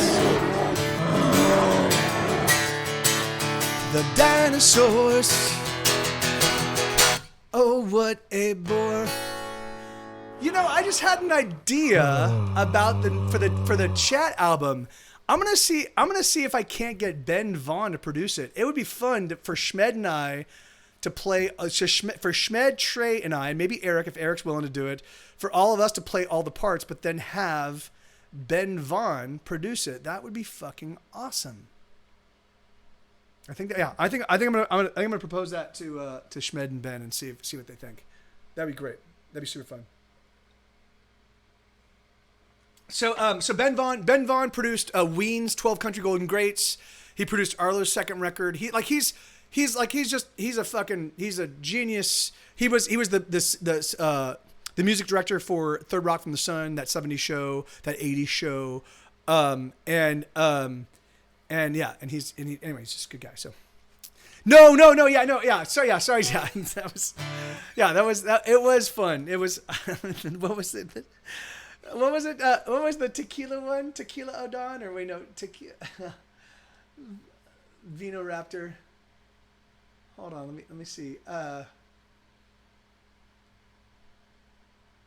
not finding them. Oh yeah, Tequila Don and Ginosaurus. Ginosaurus and Tequila Don. Whiskey Raptor. Oh God, that was awesome. All right.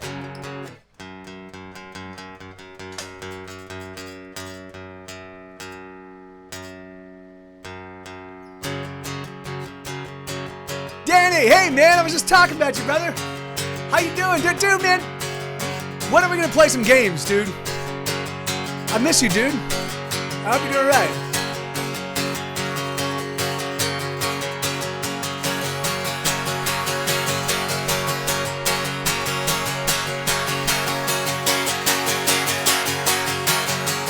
I thought I was making a difference. I thought I was contributing. I thought I was doing something special, but I was just phoning it in.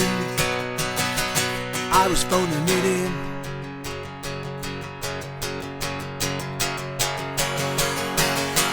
I thought I had a new perspective. I thought I was really doing something. I thought that maybe I was making a mark, but I was just phoning it in. I was phoning it in. Shut up, Mike, you've already said too much. Just keep it down or you're so out of touch. Just go back to your room and do what you do, and just leave us be.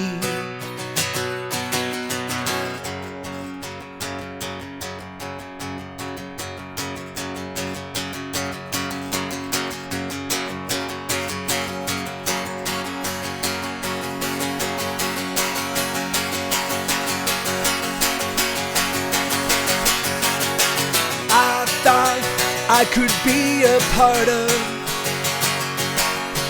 I don't even want to win. I just wanted to add just a little, but I was just phoning it in. I was phoning it in. Shut up, Mike, you've already said too much. Just keep it down or you're so out of touch.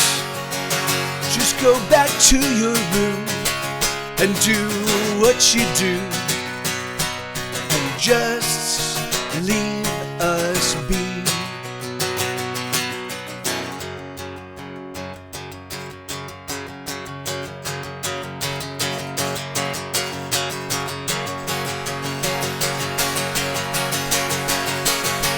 I thought I was making a difference.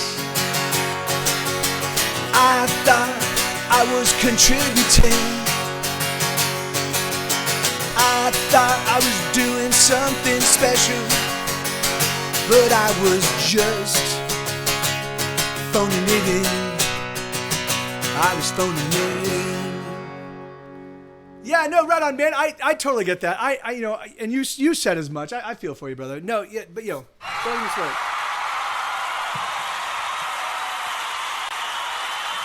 My pleasure, Bobcat. Yeah, I really like that song. That's a fun one. That is a song that is not yet released. That's one of the songs I've just went back and discovered a whole bunch of songs. In fact, I'll play some of them. I will play. So I'm going to play some songs that have not been released. These are some songs that you can only find here, right here, on this show. I'll do Rat Race and Off With Their Heads. Rat Race, Off With Their Heads. I'll do People Like Me. People Like Me. I will do Complicated Lives.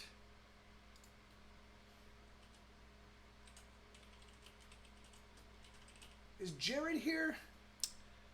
I kind of want to. Anyway, I really want to. So I really want to play because I wrote this the song. The song I wrote for Jared is awesome. It's fucking super cool. It has a first chorus, and you think, oh, it's a cool chorus, and then the second chorus hits in, and you're like, oh, and that's the chorus that just fucking. Anyway, I fucking love it. But he hasn't yet. So I recorded it today. I finished recording it today. I recorded it on Friday of last week, and the tempo was too fast. It was like 10 BPM too fast, and when I was laying in drums, the drums just didn't feel right, and so I ended up I ended up re-recording it 10 beats per minute slower, and it feels a lot better. But then I realized I'm like, well, if I should not lay drums in if Schmed's going to play the bass. I should let Schmed figure out the bass line, and then I should figure out drums. And I was like, oh, but then if Eric, I don't want the drums to step on Eric's stuff. So anyway, I figured out how I'm going to make the whole thing happen, you know. And so Jared wants to wait until all of that extra stuff is in before he plays it for his family, and I want them to be the first people to hear the song. So. Bum, bum, bum. So yeah, so unfortunately, you're gonna have to wait. It sucks, but you have to wait. Oh.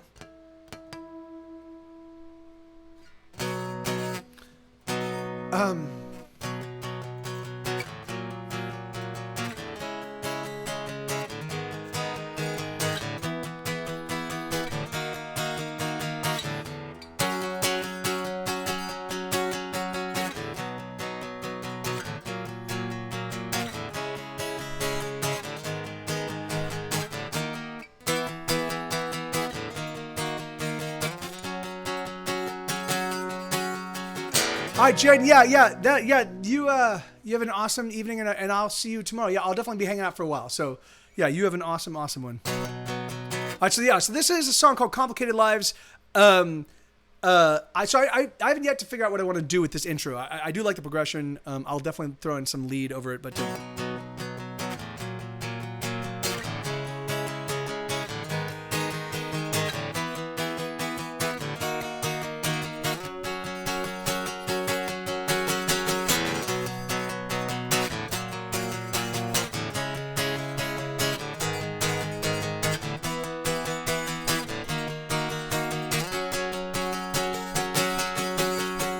Yes, I know it's complicated, yes, I know we are. You and I have weathered so much so far. I know our lives are difficult and tough to intertwine. I know your heart's as heavy as your mind. But you don't want to be alone, and I don't want to be alone. And I don't want to see you standing there. Wrapped up in your loneliness. The only hope that you confess is that you won't simply disappear. Yes, I know, yes, I know it's complicated, yes, I know that's right. You and I both live complicated lives, but can we just allow ourselves a little happiness, a moment of reprieve from our regrets? Cause you don't want to be alone, and I don't want to be alone, and I know that it's been quite a while since you had someone there for you, loving all the things you do, and taking time to simply make you smile. It's been a long time coming, baby. It's been a long time coming, long time getting here. Whoa, it's been a long time coming, baby.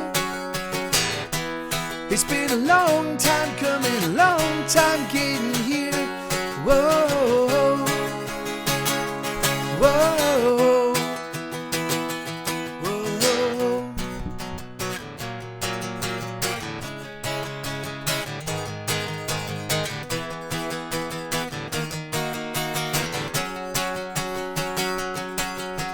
Yes, I know it's difficult, I wish it otherwise, but sadly you and I live complicated lives. But that doesn't mean we should give up or that we shouldn't try, just because we live complicated lives. Cause you don't want to be alone, and I don't want to be alone, and I don't want to see you feeling down.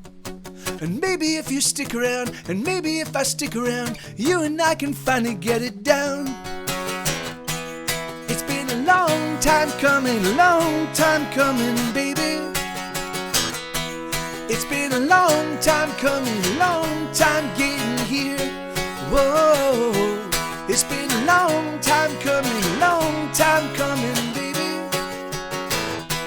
It's been a long time coming, a long time getting here. Whoa, whoa, whoa.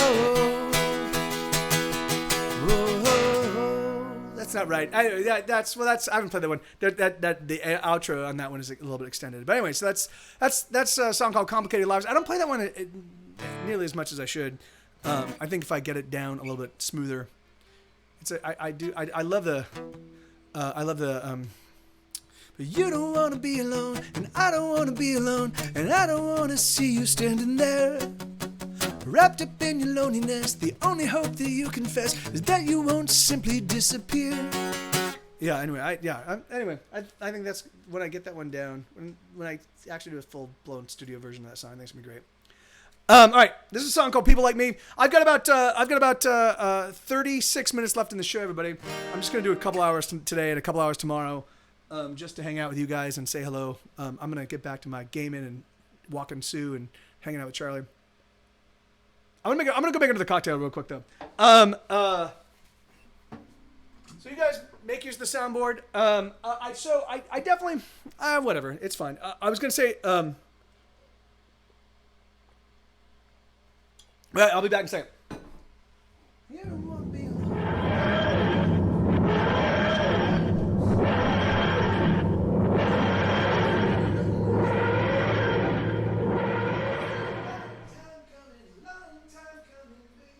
No, I am your father.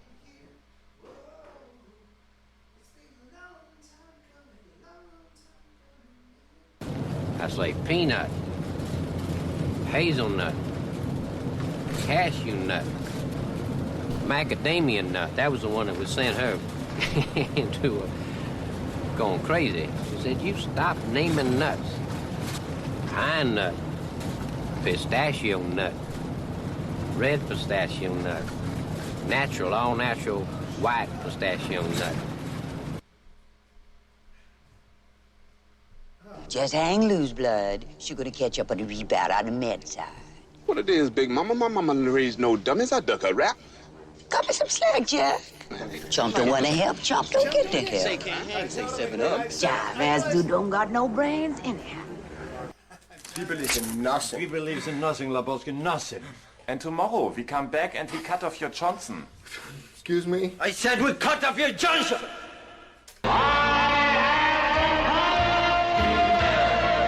A buddy of mine has a He-Man poster with like Tila and like Skeletor, like, and we were role playing this weekend, and so we do it over Facebook, like the video Facebook Messenger, and I saw that poster and I was like, oh shit, I totally forgot I've got a He-Man quote. I think I've got another one. Is it Skeletor? No, I don't know. Yeah, but I've got another. Yeah, I know. It's so great. I have the power. All right. So this is a song. This is another song that's completely unreleased. I found it in my vault. I was like, "What's this song?" And it turns out it's fucking amazing. It goes, give me music, give me song. Give me laughter with my friends the whole night long. Give me one more night before I am gone. And if I should sing a tune, would you sing along with me? Even if you don't want to, 'cause it feels so good to pretend that you do. 'Cause I make music for people like me, but I know there's not many people like me, so won't you please just pretend. I make music for people like me, but I know there's not many people like me, but won't you please just pretend. Ooh, ooh, ooh.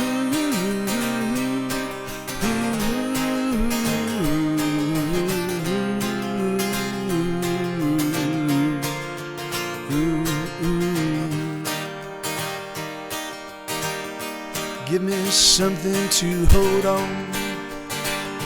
I don't need no much no more, but it can be this song. Give me something or give me nothing. I've gotta go. 'Cause I make music for people like me, but I know there's not many people like me, so won't you please just pretend. I make music for people like me, but I know there's not many people like me, so won't you please just pretend.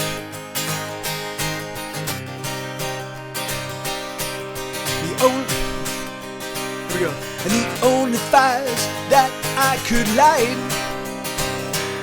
were the ones that burn within, hidden from sight. And the only feats that I could even try were cloaked in darkness, never saw the light.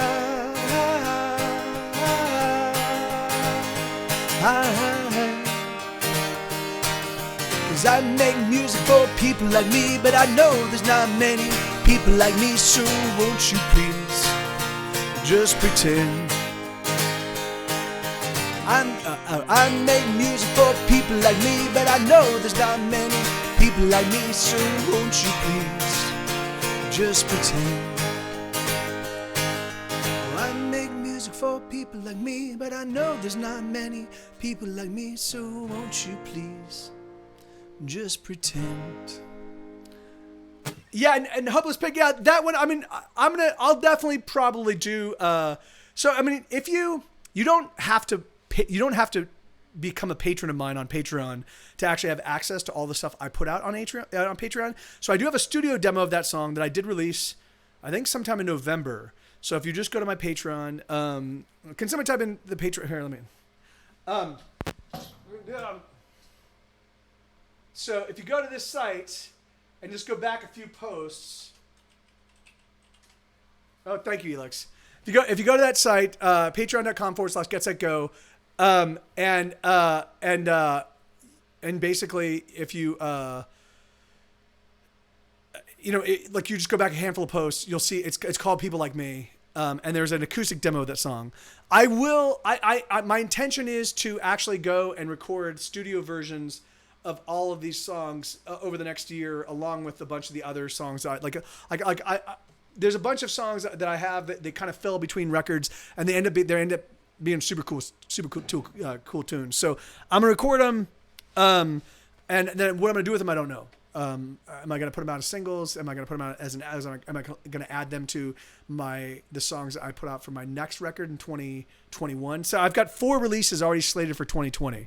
One of them, 3 of them are in the can. One of them is not. So I don't really need more music for 2020, right? I'm releasing 4 Get Set Go records in 2020. It's ridiculous. But yeah, fuck it, I can, and so I do.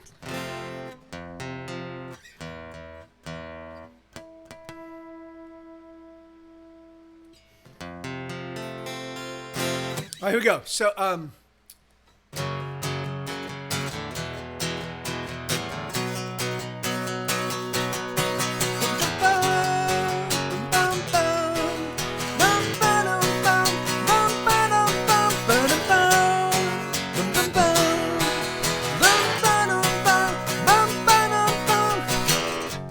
beat on the kids, and the kids will be back. They're due to launch another counterattack. Enroll the tanks, so reload the guns. Everybody's beating down on everyone. I think that you could be a star. Just do the unthinkable while the cameras are on. Life is cheap, we're all practically dead. They're coming for us, so off with their heads. Off with their heads, they're coming for us. So off with their heads. Off with their heads, they're coming for us.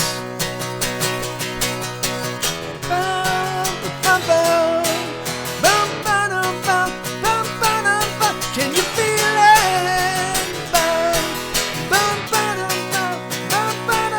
Can you feel it?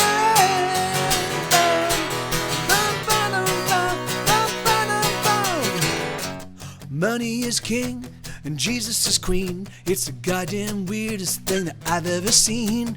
Blood is cheaper than water for sure, and it spills so black and it feels so warm. I think that you could save us all if only you were 300 feet tall. But no matter, it's already been said, they're coming for us, so off with their heads. Off with their heads, they're coming for us. So off with their heads, off with their heads, they're coming for us.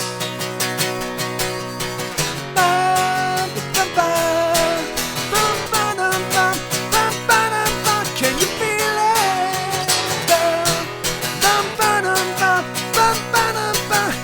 Chop, chop, chop, choppy, chop, chop. Chop, chop, choppy, choppy, choppy, chop, chop, chop. Chop, chop, chop, choppy, chop, chop. Chop, chop, choppy, choppy, choppy, chop, chop, chop. Chop, chop, chop, choppy, chop, chop.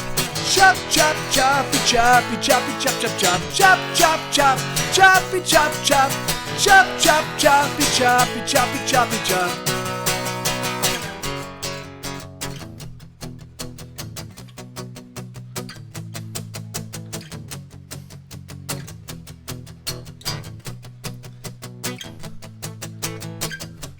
Beat on the kids, and the kids will be back. The doo-doo launch another counterattack. Enroll the tanks to reload the guns. Everybody's beating down on everyone. I think that you could be a star. Just do the unthinkable while the cameras are on. Life is cheap, we're all practically dead. They're coming for us, so off with their heads. Off with their heads, they're coming for us. Off with their heads, off with their heads, they're coming for us. So off with their heads, off with their heads, they're coming for us. So off with their heads. That's awesome, Bobcat. No, I don't believe so, Fox. I don't think that anybody's ever like. I've been licensed by film and TV a lot, but never games. Yeah, never games. Wait, who requested Say with a Bullet? It was Riley, wasn't it? I don't think Riley's with us anymore. Didn't Riley have to go to bed? Because it's his birthday. Riley's having a birthday tomorrow. That's awesome. So this is a song called Rat Race. If you join the rat race, win or lose, you'll always be a rat. And if you make $1 million, you will want 1 million more than that. Riches are fine and gold it shines, but I don't want to waste my time pursuing the American dream. 'Cause the American dream is not my dream. I don't want $1 million, and I don't need a fancy car. All I want is a little laughter, ha ha ha. All I want is you as you are. If you join the rat race, win or lose, you'll always be a rat. And if you make $1 billion, you will want 1 billion more than that. Riches are fine and diamonds they shine, but I don't want to waste my time pursuing the American dream. 'Cause the American dream is not my dream. I don't want $1 billion. I don't need 10 fancy cars. All I want is a little laughter, ha ha ha. All I want is you as you are. 'Cause I've had a lot of money, but I've had so little love. And money buys you things, but you can never get enough. But the little love I've known, it's only gone to show me. If you join the rat race, win or lose, you'll always be a rat. And if you make $1 trillion, you want $1 billion more than that. Riches I find and rubies they shine, but I don't want to waste my time pursuing the American dream, 'cause the American dream is not my dream. I don't want $1 million. I don't need a fancy car. All I want is a little laughter, ha ha ha. All I want is you as you are. All I want is you as you are. All I want is you as you are. Yeah, right on. So that's a song called Rat Race. And hey, thank you about that. All right, Lee Crown and Harrison. So I've got about 20 minutes left, guys, which is time enough for like maybe 5 songs. So,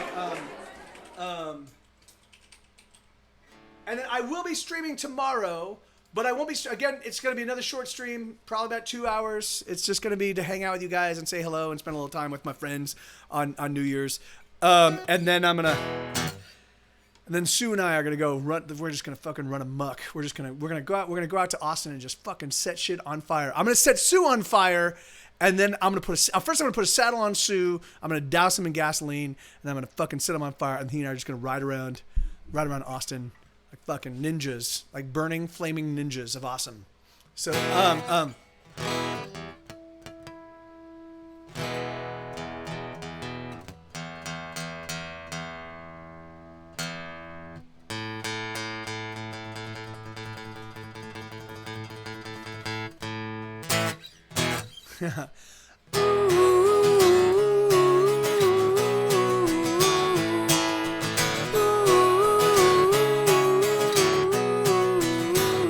wanna get by, leading a life of crime. I wanna survive, leading a life of crime. I know what to find, living the way criminals do. I wanna get by, leading a life of crime with you. I wanna run the lights when they're red, steal from the living and give to the dead, murder the president's men, set all the cities ablaze once again.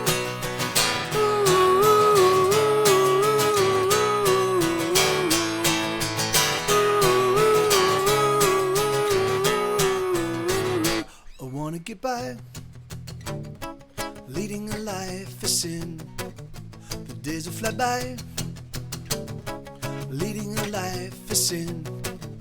I'll let it all in, living the way the heretics do. I wanna get by, leading a life of sin with you. I'll steal and I'll cheat and I'll screw. I'll do it all and I will do it with you. Red wine and roses for all, as we watch it all crumble, tumble and fall. Criminals live like their feet are on fire. Criminals live balanced high and wide. Whoa, heretics live every day like the last, 'cause heretics know that the future has passed. Whoa, criminals ought to be captured and shot. Heretics ought to be burned on the spot. I wanna be one of these. Don't you?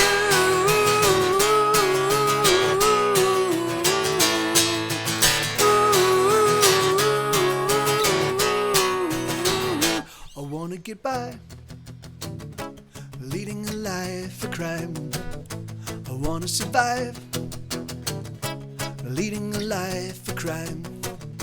I know what to find, living the way criminals do. I wanna get by, leading a life of crime with you. yeah, right on. Don't be ashamed. Don't be ashamed. Yeah, no, my pleasure, Bobcat. Thank you, man. I really like that song. Hey, you like, you know, in the same way that Phelan and Flalan revivified Not So Good at Hanging Out With Myself, you know, you have definitely kind of revivified that one. And I like that song a lot. And that's really funny. That's the only song I ever wrote. I started writing it high on cocaine.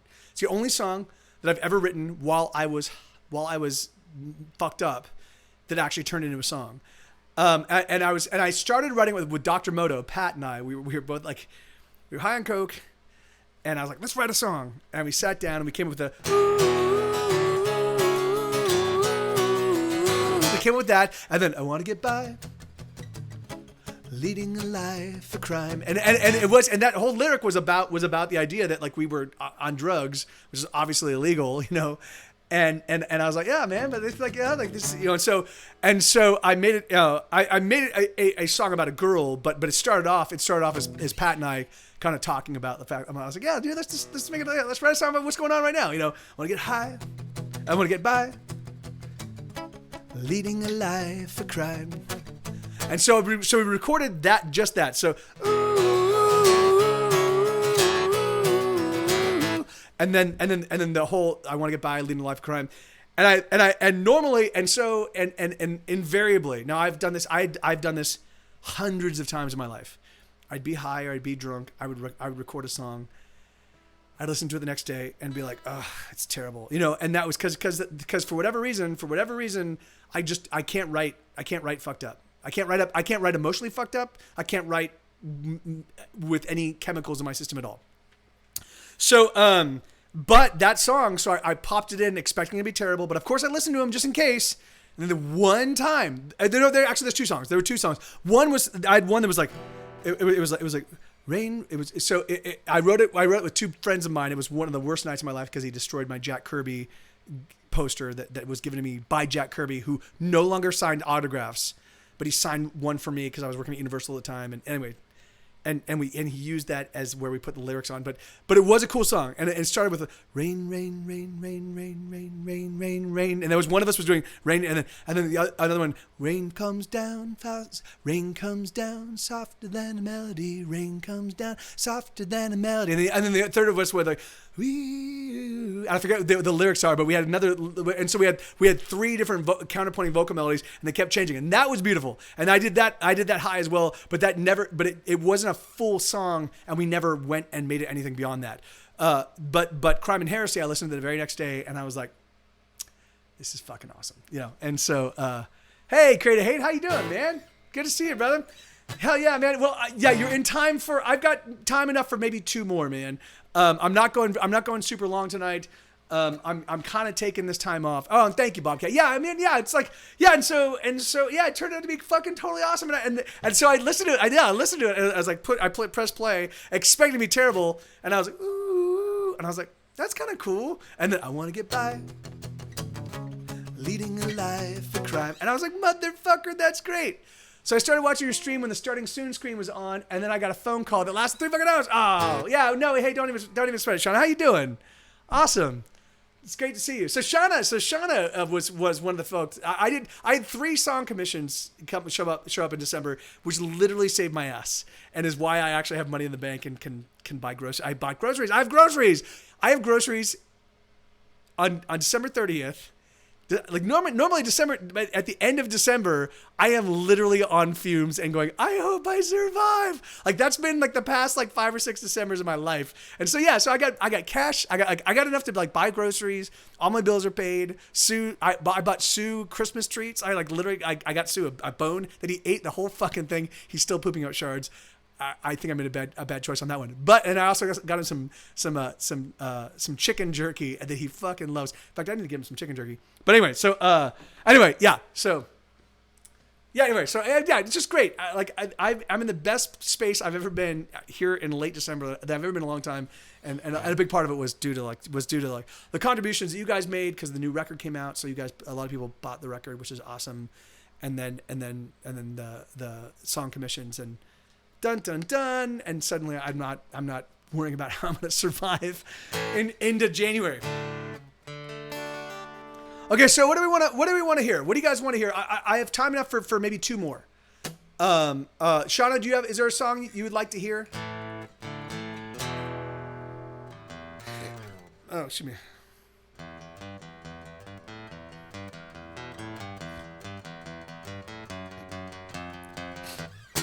Grow the fuck up and go drunk your home. All right, I will do grow the fuck up first, and then go the drunk home.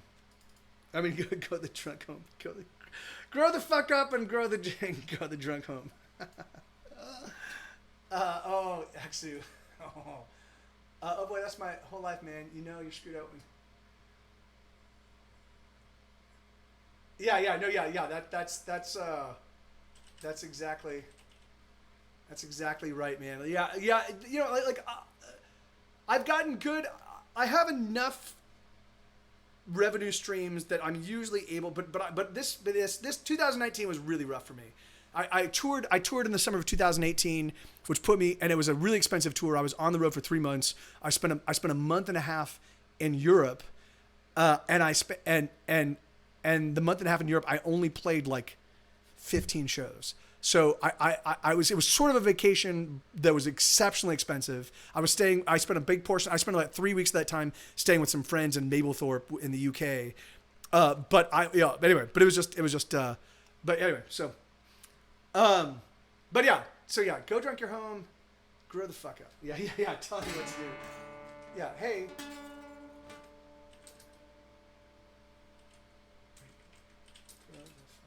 All right, there we go.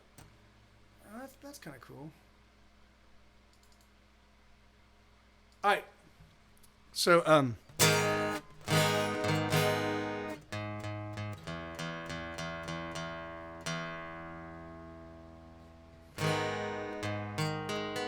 okay.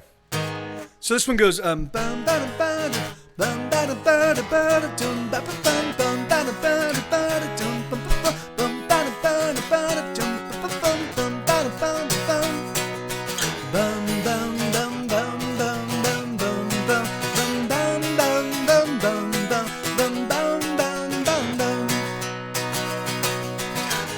If you don't wanna, you don't gotta. There's nothing that you have to do. It's not a game if you don't play. You don't have to win or lose. If you don't wanna, you don't gotta. You can choose your own rules. Everybody's living, giving up the time, working for fools. I believe in miracles, the resurrection of the dead, and the beating of a broken heart, and the words we've left unsaid, and the things we do instead. If you can't make it, if you can't take it, you don't gotta play the game. No one wins in the end, it's not a fucking competition. Grow the fuck up. There we go. No one wins in the end, it's not a fucking competition. Grow the fuck up.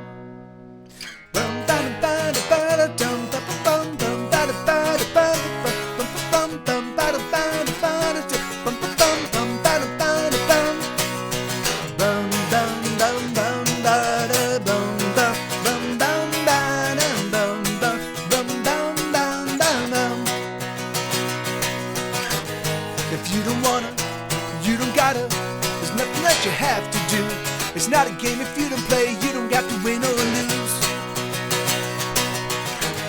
If you can't stand it, if you just hate it, recreate something new. The bastards, they can't tear you down so long as to yourself you are true. I believe in miracles, the resurrection of the dead, in the beating of a broken heart, and in the words we've left unsaid, and the things we do instead. If you can't make it, if you can't take it, you don't gotta play the game. No one wins in the end, it's not a fucking competition. Grow the fuck up. No one wins in the end, it's not a fucking competition. Grow the fuck up. No one wins in the end, it's not a fucking competition. Grow the fuck up. Yeah, right on. Thank you, Dr. Shane. Yeah, that's how it was written. After I read an article with Philip Anschutz, a billionaire. He was a billionaire and he was talking about money, and he was talking about how he looks at his personal financial wealth as a score. Hey, oh, really? Oh, awesome. Hey, that's awesome, Shauna. Right on. Yeah, that's really. And why was that? Do you mind if I ask? The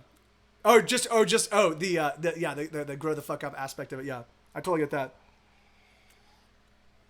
Yeah, it's so weird. It's so weird how many people prioritize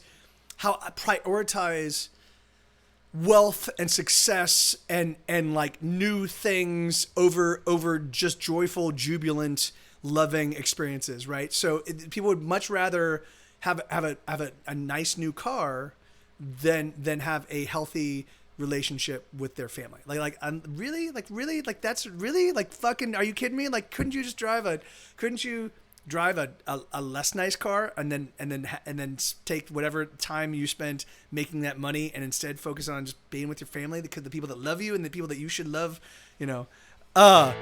Yeah, amen. I totally get that. And it's just like, are you fucking kidding me? I get it. Like, what the fuck, man? And I get it because now of course, hold on.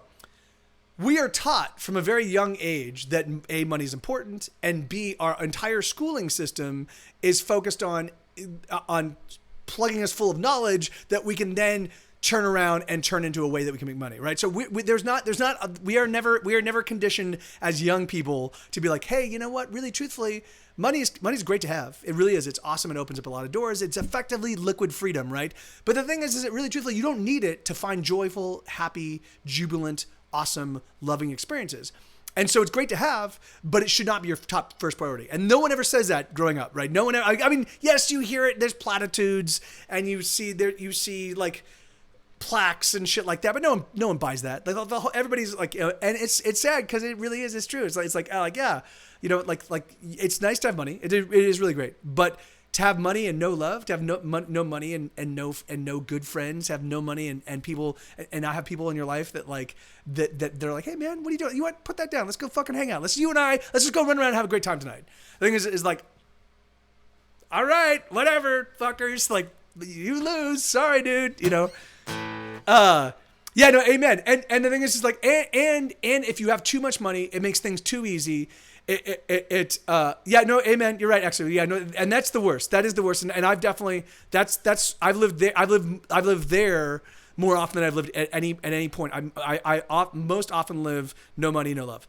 But when I do have money, when I do have love, I embrace it and I celebrate it because I know what it's like to exist without them. So I'm like, yes, this is awesome. Like right now, I'm here. I am in December, late December, and I get cash. I can pay my bills. I can buy groceries. I can buy it's amazing. My parents earn 7 figures and cannot fathom how happy I'm living a serious. Yeah, see but again, you know why? Because you're a threat to the way they live their life, right? So that's the thing is because I suspect that they're not very happy people. I mean, some people just fall, you know, but the thing is so because you live your life and you find joy, you're like, no, my life is awesome. The thing is, that's so there you go. Yeah, that's exactly it. And so they've spent their whole life living for something that they know doesn't make them happy, and you seem to find joyful play. You know, you're like, my life is great. And they can't deal with that because they're like, oh no, but that wasn't what we were taught. Because that's the thing is like, I mean, I don't blame them because again, a lot of the thing is that you. It's like playing a game. It's like playing a computer game, right? And you're like, oh man, I really love this one sword or this one gun or this one armor or outfit or something like. And you're like, I really love that. And so you spend a full year playing and working to get it.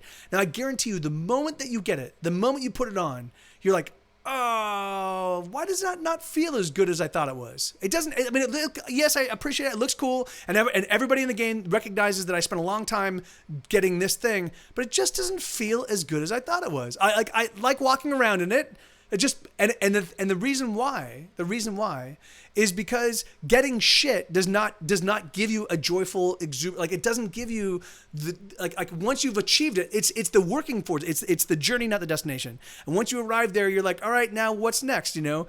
And the thing is like, or if you instead look for friendship and fun experiences and laughter and music and song and hanging out, you know, that's exactly. I mean, you know, and that's I'm so fucking. And that's exactly right, Sean. You know, and like, I mean, and that's Now, if you love cars and you love super high-end cars, or if you're like, I love to see, like, if these things you love, then sure, by all means, man, fucking go out for them, you know. But the thing is, like, but if it's just trappings, if it's not a passion of yours, then what the fuck are you doing? You know, like, the thing is like, live for your passions, and part of your passions should always be people. It doesn't have to be a lot of people. It can be just a handful of people. It can be just a person you love. It can be a best friend. But you have to live in service of other people in some way, shape, or form, or you will be miserable. I can promise you that. I know I have made every fucking mistake. This is me at 46 years old going like, oh, these are the things. Like, the thing is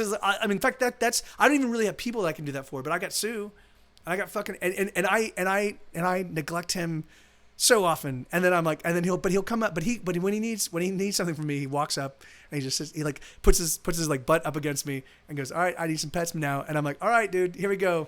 All right, here you go, buddy. And I stop. I'm like, whatever I'm doing, no, of course, I can't just pet him for half an hour and not have something on. So I've got a book on tape always, and so I'll put a book on tape and I'll play it, and I just, oh, there you go, and he loves it, and it's great because the thing is, because I'm in service of that dog. That dog is my lifeline. That dog reminds me that life is not all about me. I'm not the most important thing on the planet Earth.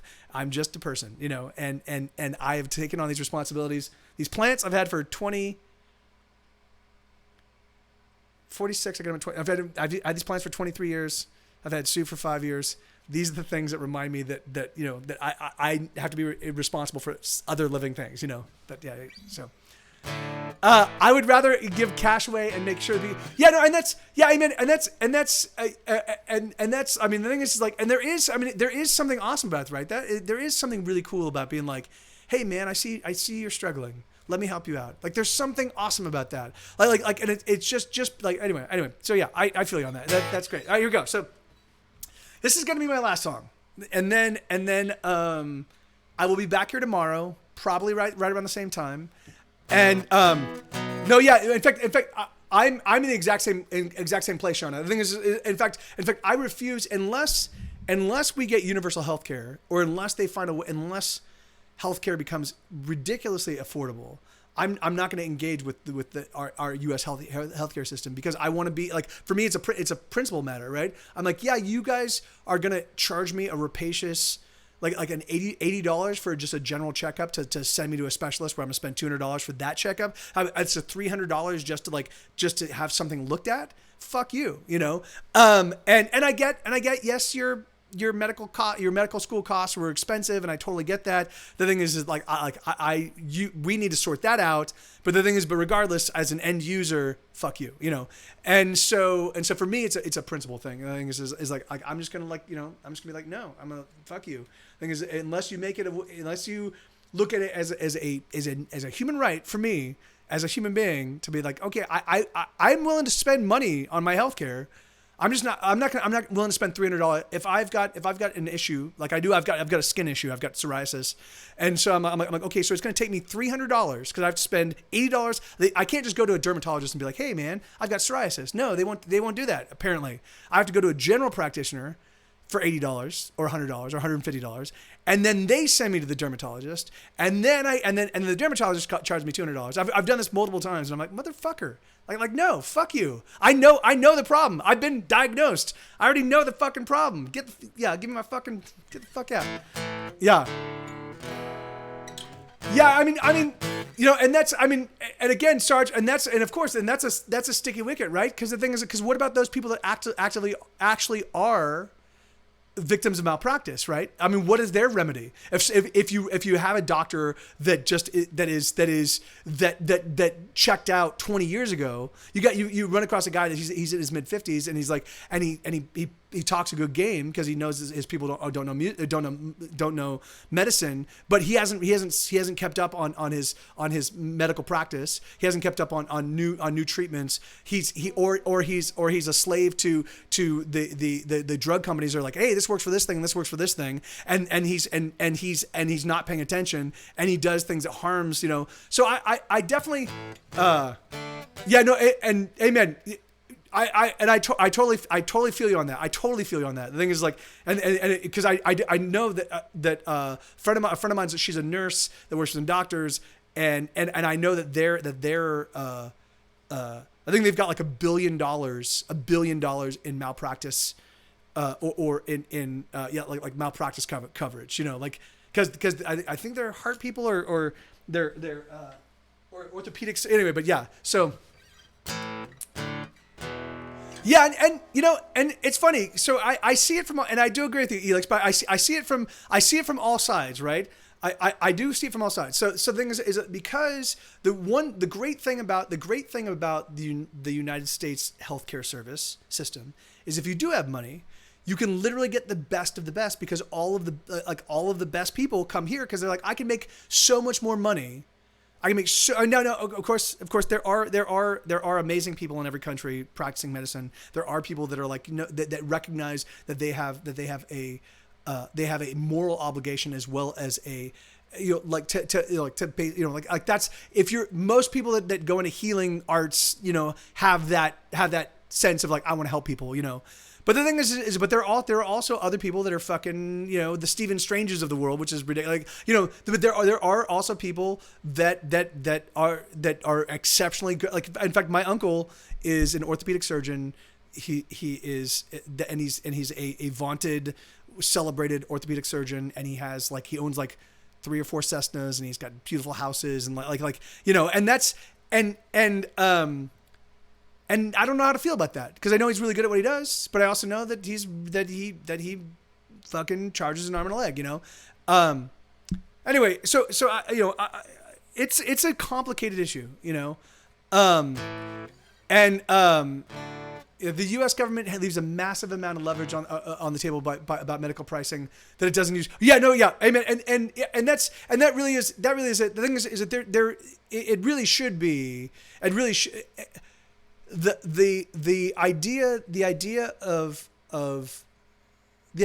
that capitalism works like this, I take care of my interests, you take care of your interests. We want to compete with each other, and we will eventually run across equity in the market, right? Like there will be eventually, like you're pulling this way and I'm pulling this way, and eventually we achieve balance. That doesn't work. It hasn't worked. What happens is the consumer gets fucked over and over and over again as people start slashing prices or as people start cutting corners, and you know, the thing is there has to be some moral. There has to be some moral perspective in that whole thing where you're like, I'm not going to fucking rape our employees. I'm not going to rape the consumer. I'm not going to build in obsolescence is the fact that that's even a thing that we understand is fucking bullshit. Like, why not create the best product possible? You know, like that kind of stuff. So there's lots of stuff that, you know, it cost you $100 million to find this pill, but this pill will help billions of people around the planet. The thing is, so okay, recoup that $100 million, you know, but then don't price but because you're the only person because you own the patent on that thing for the next 30 years or 50 years, don't continue to price it. Once you've recouped your investment, the thing is like, think about the actual human costs that if it's helping, you know, anyway. So the things that like, it's medicine. It's the ethics of medicine. I know there are literally people that study this shit. Like there's people that like that's their pharma ethicists. You know, your prescription drug and insurance premium prices could be cut in half, and the people who would suffer are the profit takers from big pharma and big. Yeah, amen. Absolutely, I totally agree. That's not always. There are examples of the U.S. government paying the research and the testing, then they give it to the company. Yeah, no, and you're right that you're right. The thing is like, yeah, there definitely is. There definitely is. Every way that you can imagine that people are getting screwed happens all the time, all across the board. You know, any way you can imagine where people are leveraging U.S. tax dollars to fuck over you, like the taxpayers, is happening. You know. And the thing is like, and for me, it's like, so that's why we have to be vigilant, right? And I think that the key thing is that when we run across malfeasance, we need to figure out, okay, well, what's the best? Like, the thing is like, anyway, I really wish that more people were educated themselves on all of this, so that there was more, that there were smarter. So rather than people like racing, getting up in arms about, like, we would all of us be like, okay, let's have a dialogue. Let's figure this out. Because the thing is, because yes, you know, capitalism is awesome. Capitalism is awesome because what happens is that like people go, okay, I have an idea. I've got an idea that I think might be a viable idea for making money, right? That also might benefit the world in this way. So people go, you know what? That sounds like a great idea. Let me invest in you. Now the thing is they're investing in that because they want to recoup. Like yes, they like the idea, but they also get excited. Like, yeah, you're right. This is a whole, like, until the entire planet Earth is self-actualized, which will never happen. But until the entire Earth is self-actualized, and we're all going to do things for each other because we just love the human race and every other species on the planet Earth, and we want to take care of everybody. I mean, that's Star Trek, right? Like that's Star Trek, and except for Peter Weller's character, you know. But so anyway, yeah. All right. So I'm gonna play this last song. I want to go play my games. I love you guys, and me too, Sean. I love this stuff, and it's crazy because you know. Like I know it's complicated, and I know that there are a lot of people with with a vested stake in every end of it, right? But the thing is that like, but when we start treating people as things and as profit centers and as ideas and like, you know, and even so the thing is like, so maybe you've got a doctor that legitimately made a mistake, right? The thing is like, he wasn't actively trying to fuck you. He thought it was this and it wasn't that. The thing is, so then you bringing a $3 million lawsuit against this person. The thing is it like, oh, you've never made a mistake, you know, like, and what did you do to correct it, and how was it, you know? So it just, you know, it's like, anyway, it's a complex issue. It's a complex issue. I'm paying $35 a month on medical premiums, and starting next month, I'm paying nothing. Oh, yeah. I mean, I mean, and are you pretty satisfied, Elix, with your healthcare in Canada?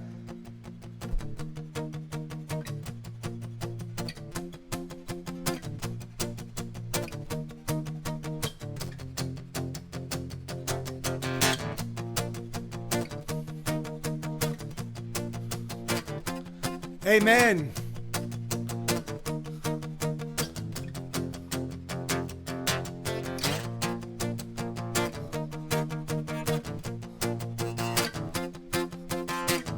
Amen. Amen. Yeah, that is awesome, Shauna. That's absolutely fucking great. Let's have another round. Let's have another round. It's on me. Let's have another round or three. Let's party all the time and claim victory. Toss one back, throw one back till I can see. Eyes are swimming, knees are weak. I'm tipsy. Another shot and that makes 3 or 50. Someone film this flaming shot. Call 911, slug it back. I got the knack. This video is going viral. Let's climb up on the chairs, throw our glasses in the air. Let's set these shots on fire. Let's climb up on the chairs, throw our glasses in the air. Let's set these shots on fire. Go drunk, you're home. Go drunk, you're home. Go drunk, you're. Go drunk, you're home. Go drunk, you're home. Go drunk, you're home. Go drunk, you're home. 1 Jack, 2 tequila, 3 or 4. One more shot and hear us roar. 1 Jack, 2 3 tequila, 4. One more shot and we'll kiss the floor.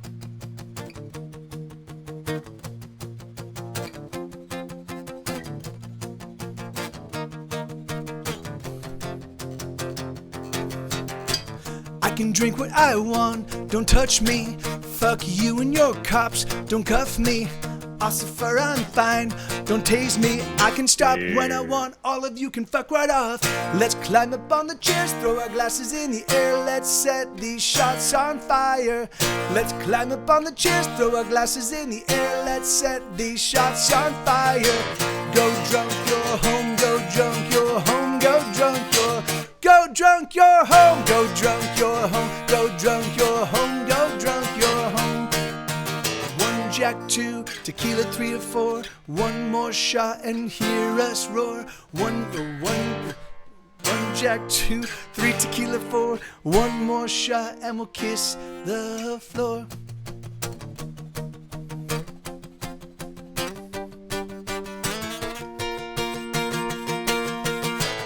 Need to leave, it's nearly 3.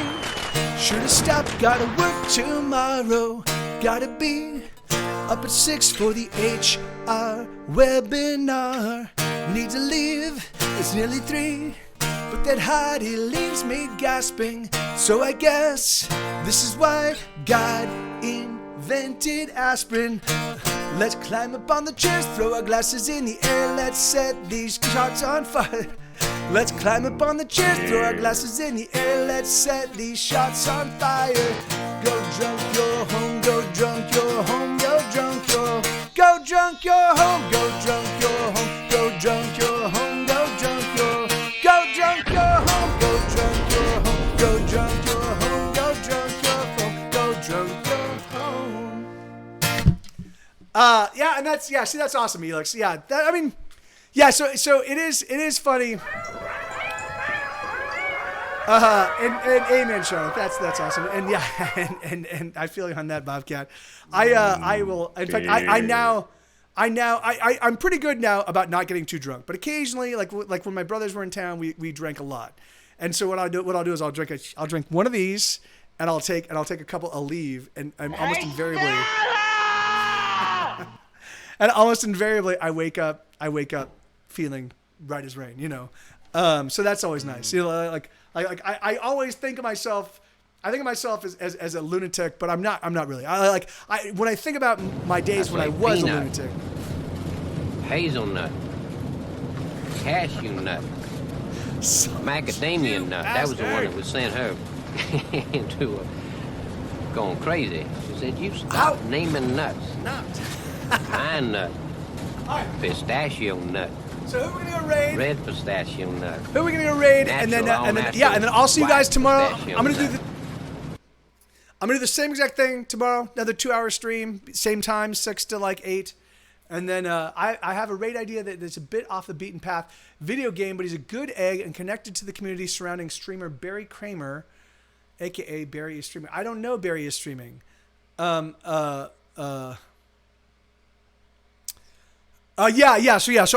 just gonna do a little New Year's Eve stream. I just want to hang out with you guys. The thing is like for me, Christmas was just me and Sue. New Year's Eve is gonna be me and Sue. So I figured it'd be fun to hang out with you guys. So if you guys are gonna be around, awesome. It'll be, you know, I'll try to leave you time enough to go do your New Year's stuff, you know. So I don't know Barry Kramer. I mean, I'm totally comfortable rating whomever, Elix, but I'm not surprised you don't, Mike. Game and art for his YouTube video streamer. Okay, awesome. Well, yeah, let's go. Sure, I am totally cool with meeting somebody new. Catch you later, Mike. We're heading out for New Zealand. Hey, right on, man. Well, you have a spectacular time, Sarge. That's awesome, dude. And hopefully we'll see you soon, man. It'd be fun if we could raid the DC stream. Oh no, yes, of course we will. We certainly will, Bobcat. We will certainly do that tomorrow. So okay, awesome. So we're gonna raid Gamblord.